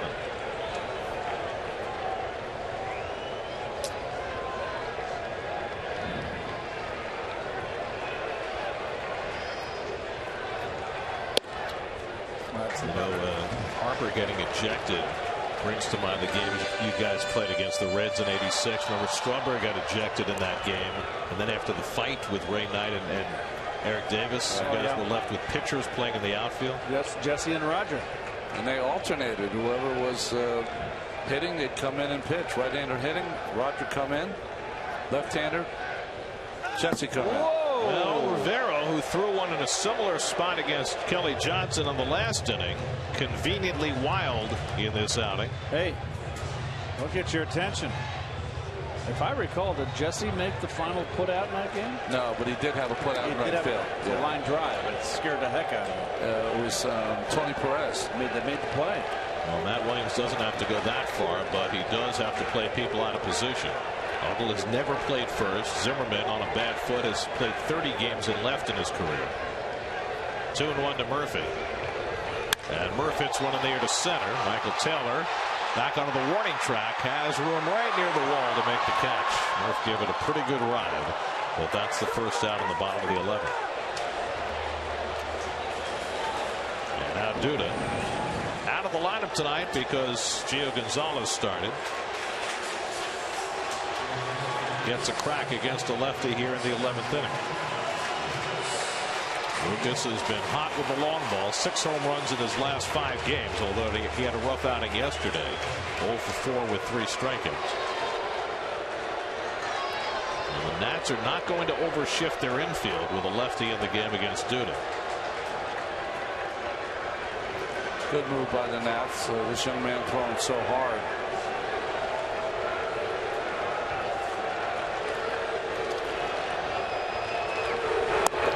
Takes a slider for a strike. Mets' last walk-off home run was Duda last September on the final weekend of the season against the Astros.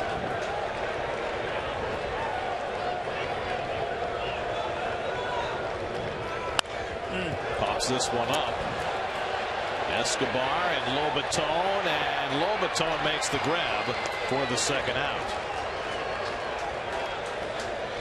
We saw Lobaton in Washington made a fantastic play against the stand, so this one was an easy one for him. Looks down, makes sure he's got free access to get to that ball, and the pitcher was right there just in case. He was ready for the Pete Rose carom. Stay out of the way. Stay on the mound. Let the third baseman come in. See, imagine if Bob Boone had told Pete Rose to get out of the way. Well, but he wasn't the pitcher. It was Pete Rose. Yes, he was. Such bias. Big difference. Here's d'Arnaud with 2 out and nobody on. Travis 0 for 3 and a walk in his return from the disabled list.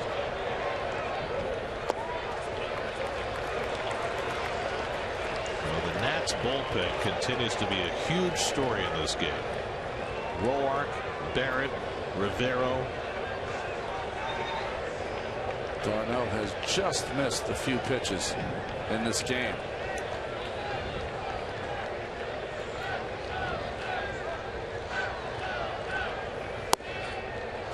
And now Rivero behind him 2-0. Where d'Arnaud picked up that habit. See Wilmer Flores on deck. Right before the pitch comes, he kind of flicks his hands out over the plate. I don't remember him doing that the first 2 times he was not on the disabled list.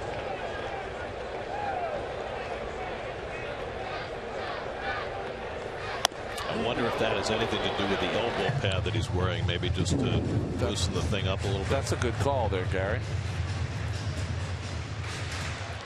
Coming off the sprained elbow he suffered when A.J. Pierzynski ran into him on a play at the plate.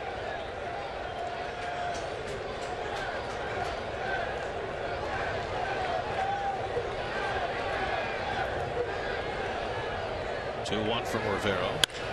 In the air to center field. And Taylor standing his ground. Side retired. So Rivero retires 6 in a row. And we move on to the 12th at Citi Field, tied at 1.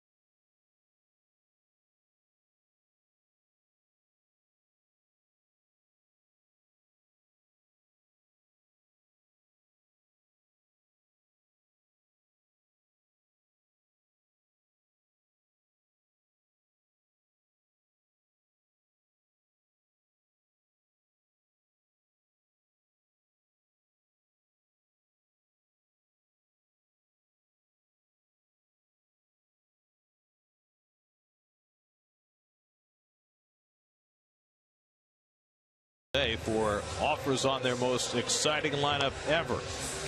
Shop ChooseNissan.com.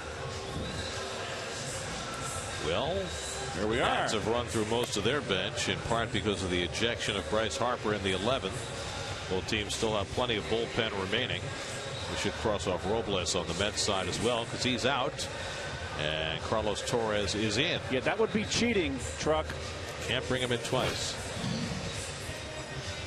So Carlos Torres, maybe for the last time wearing number 52, will pitch the 12th inning for New York.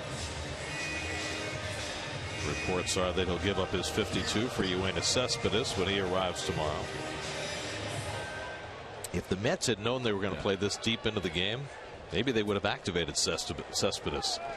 Could have gotten here on the train in plenty of time, at least for extra innings. It was a 437 Acela out of Baltimore, Gary.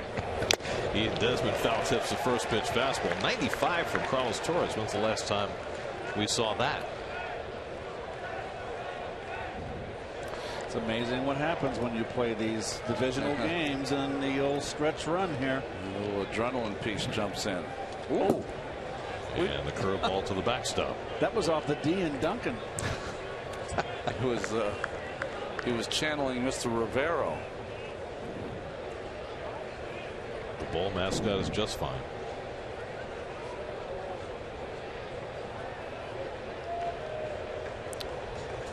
Desmond 0 for 3 in a walk tonight. Hit one of the fence in right center that Lagares ran down. That was back in the 7th inning. Michael Taylor on deck. Jose Lobaton behind him. Each team with a run and 5 hits. Nats' last hit came in the 8th, as did the Mets' last hit. And Desmond shoots one foul. 2-2.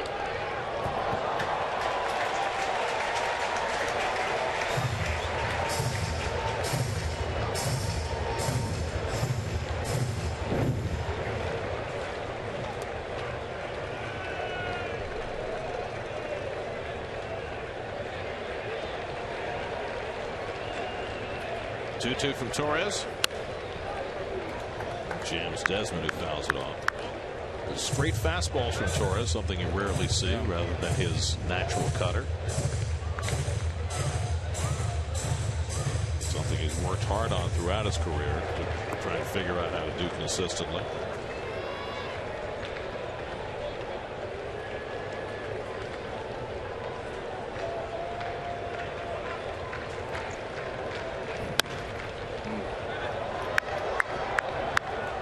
Every pitch, though, has been up in the strike zone. The strength of Carlos Torres last year, when he had his best year, is that he was on the knees with that cutter almost all year long. A while since Carlos has been out there. A week ago today against the Dodgers. Johnson into foul territory, right to the railing, but out of play.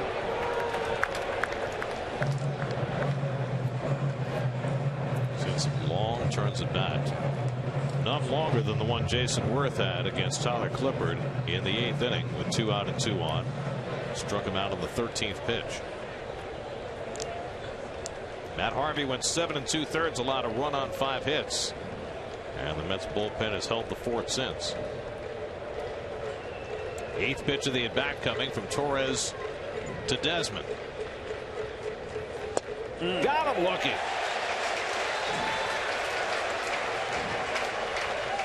That is 14 strikeouts for Met pitching tonight.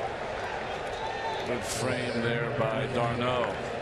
Did you see d'Arnaud catches it on the corner, and he takes his eyes and peeks at Desmond, who can't believe it's called a strike. Well, by the way, do you think this was in the game plan? First game off the disabled list for Travis d'Arnaud? Of course, it's going to work out that way. 14 strikeouts, 8 called third strikes. Taylor trying to bunt his way on and fouls it off. Well, Taylor has struck out his last 3 at bats. He had a big opportunity in the 9th inning. Jeurys Familia came in after Clippard had walked a pair, and he struck out Taylor on 3 pitches.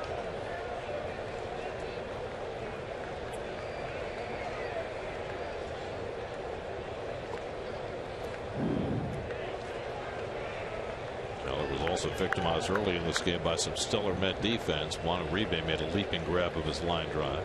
Matt Thornton up again in the Nats bullpen. He's been up 3 or 4 times tonight.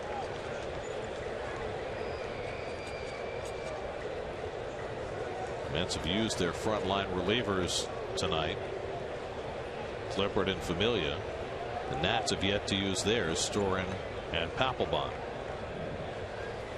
Taylor again thinking about the bunt. A ball and a strike.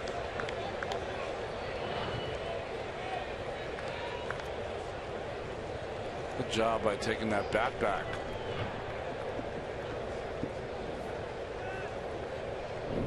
Now Murphy gets a little bit closer at third. Deep in the outfield, no doubles. There's that cutter from Torres, 1-2. Pretty straight, Ronnie, huh? Yeah, but just away enough. Taylor tonight so far has been pulling off the ball a bit. Another quick pitch. Yeah, everybody in the Mets bullpen does it. Yes, they're all employing it. A better word than use it. The only issue I have is that 90% of the time when they use it, they throw a fastball. That's because they can sneak it by him, catch him asleep. But become predictable. 1-2. Misses with the curveball. 2-2. Jose Lobaton is on deck.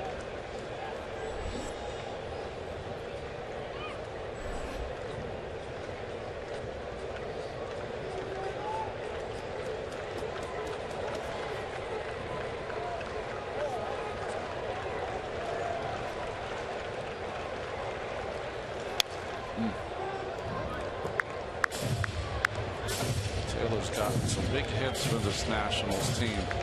Mets saw it a week ago. The big hit against Bobby Parnell in the last game of that series. Well, the Mets playing another long one tonight. It's been a long last few days. Sure has. I mean, in terms of playing when it's very hot, August stretch run, You kind of, it's been a long season. You're grinding, and you just don't want a lot of extra innings games down the stretch. I think he doesn't care how long this game goes. Oh, of course. Mets need to win this game. It means a lot more to the Mets than it does to the Nats. 2-2 off the corner, 3-2. On the other hand, the Mets have got DeGrom and Syndergaard the next 2 days, and they've got Cespedes joining the team tomorrow, so they're going to get a jolt of energy. This is a very important game for both teams. 3-2, and Taylor fouls off the fastball. The Nats want to just maintain their psychological dominance over this Met team with a win here in extra innings. Remember, they came in here and they've beaten the Mets. They want to keep that foot on their throat. Scherzer pacing, Rendon worth watching. 10th pitch of the at-bat coming to Taylor. Struck him out. High fastball from Carlos Torres, and he generates back-to-back strikeouts.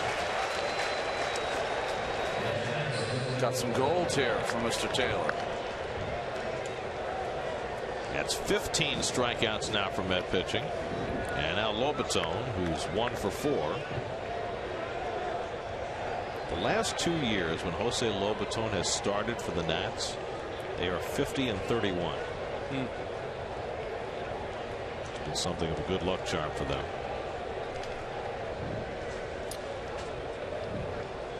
Two out and nobody on.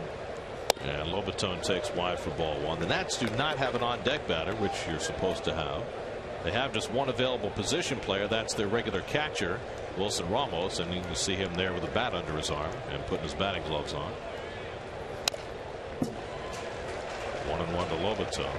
2 outs. Well, if he gets up, it'll be with a runner on base with the 2 outs. So yeah, you would bat. I'm just saying, if there was 1 out, Lobaton was up, you might be tempted to use a pitcher in that situation, not waste your extra catcher.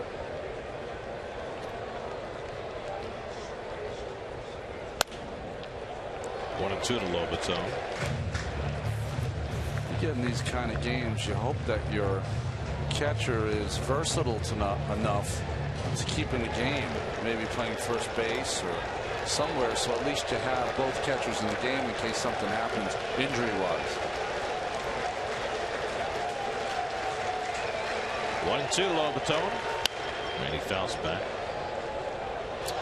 If the Nats need to use a pitcher as a pinch hitter, they've got a few guys who can swing the bat.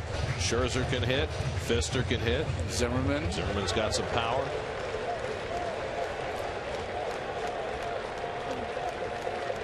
Maybe spikes on for those guys now. Lobaton down on strikes, and Carlos Torres strikes out the side in the top of the 12th. That's 5 straight strikeouts for Met relievers. Still 1-1.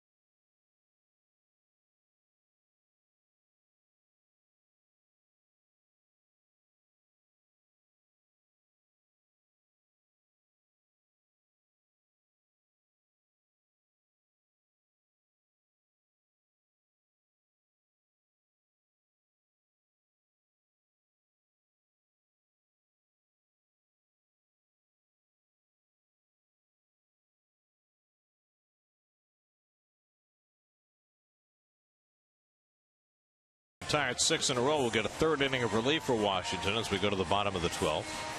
Many players out of position, pitchers being pushed past what they usually do.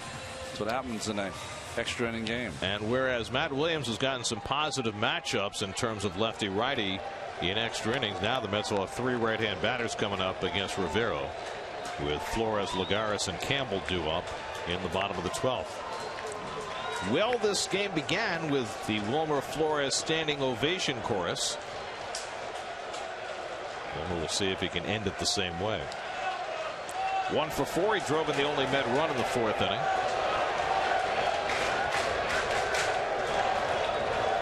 And they're chanting his name. This is beautiful. All you got to do, Wilmer, is hit it out of the park. It's only been 146 at bats since his last home run.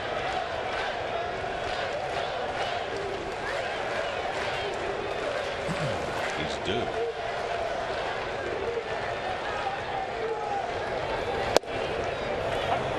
Rivera pops that fastball in the inside corner, 1-1. Lagares on deck. Rivera's already had a 3-inning stint in the big leagues. He threw 3 innings against the Cubs June 6th. And his pitch count is low. Flores drives it. Deep left center field. Taylor back near the wall. It's out of here! Flores ends it with a home run!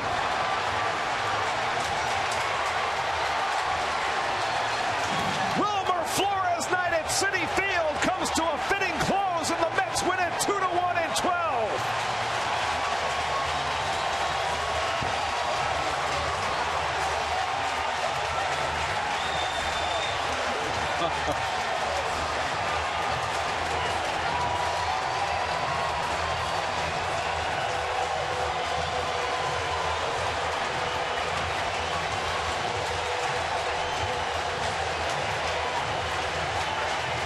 Two nights ago, he thought he was traded. In tears on the field, he gets his 4th standing ovation of the night as he ends it with a long ball. And maybe tears of joy now. The trade that wasn't made might be the biggest hit for the Mets all season.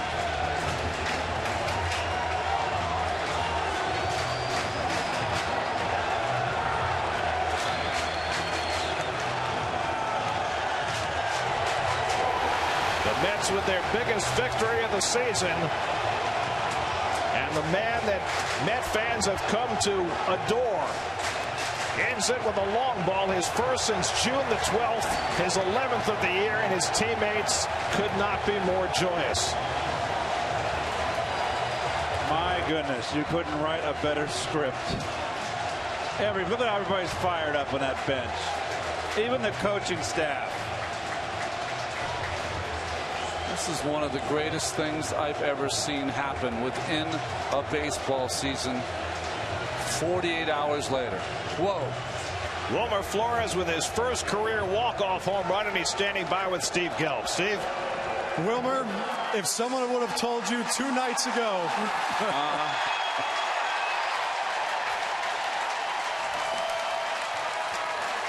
if someone would have told you 2 nights ago that 2 days later you might get maybe the biggest hit of the season for the Mets, what would you have said? Well, that was a tough day. I think I just love being in New York, and the support I get here is unbelievable. What has that support meant to you over the last 48 hours or so? I mean, he makes it play hard every day. You know, again, that support from everyone. To do it in front of these fans here tonight, too, they've been chanting your name all night. How much do you hear that? You said it drives you. How much does it drive you? I did hear it during the game, and I just want to appreciate it.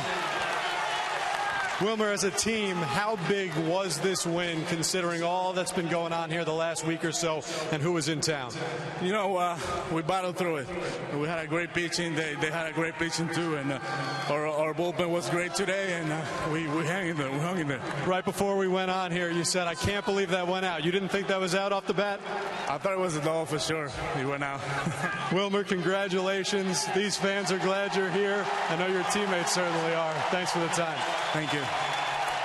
An absolutely magical moment for a great kid who has won the affection of every Met fan, and tonight hits the walk-off home run that sets the Mets in order and gives them a huge victory in 12 innings against the Nationals.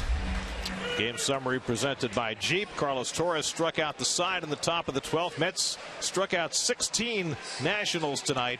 Torres gets the win. Matt Harvey pitched brilliantly, but it's Flores who is the hero in storybook fashion as the Mets win it 2-1. For every Mets win, the Mets Foundation is proud to contribute $2,500 to the Cats Women's Hospital and the Cats Institute for Women's Health. For more information, visit NorthShoreLIJ.com/KIWH. This win brings the total contribution so far this season to $132,500. New York Mets baseball on SNY is brought to you by Infinity. Visit your tri-state area Infinity retailer for a test drive today. By Cure Auto, 25 years of saving you money. Cure Auto Insurance. Drive well. By Wise Snacks. Go to windup-and-win.com now for your chance to win Wise Snacks, Mets experiences, and other amazing prizes. By Bob's Discount Furniture. Quality, choice, and untouchable value every day. And by Jeep. Visit Jeep.com today. An incredible finish for the Mets as they beat the Nats in 12 innings, 2-1 to pull within 2 games of Washington. Tomorrow night they'll have their ace, Jacob deGrom, on the mound against Joe Ross. Our coverage begins tomorrow night at 6 o'clock right here on SNY. Now for Keith Hernandez, Ron Darling, Steve Gelbs, and our entire SNY crew, I'm Gary Cohen at Citi Field. Wilmer Flores with the game winner in the 12th. Time for WB Mason post-game live. Let's join Gary Apple and Nelson Figueroa.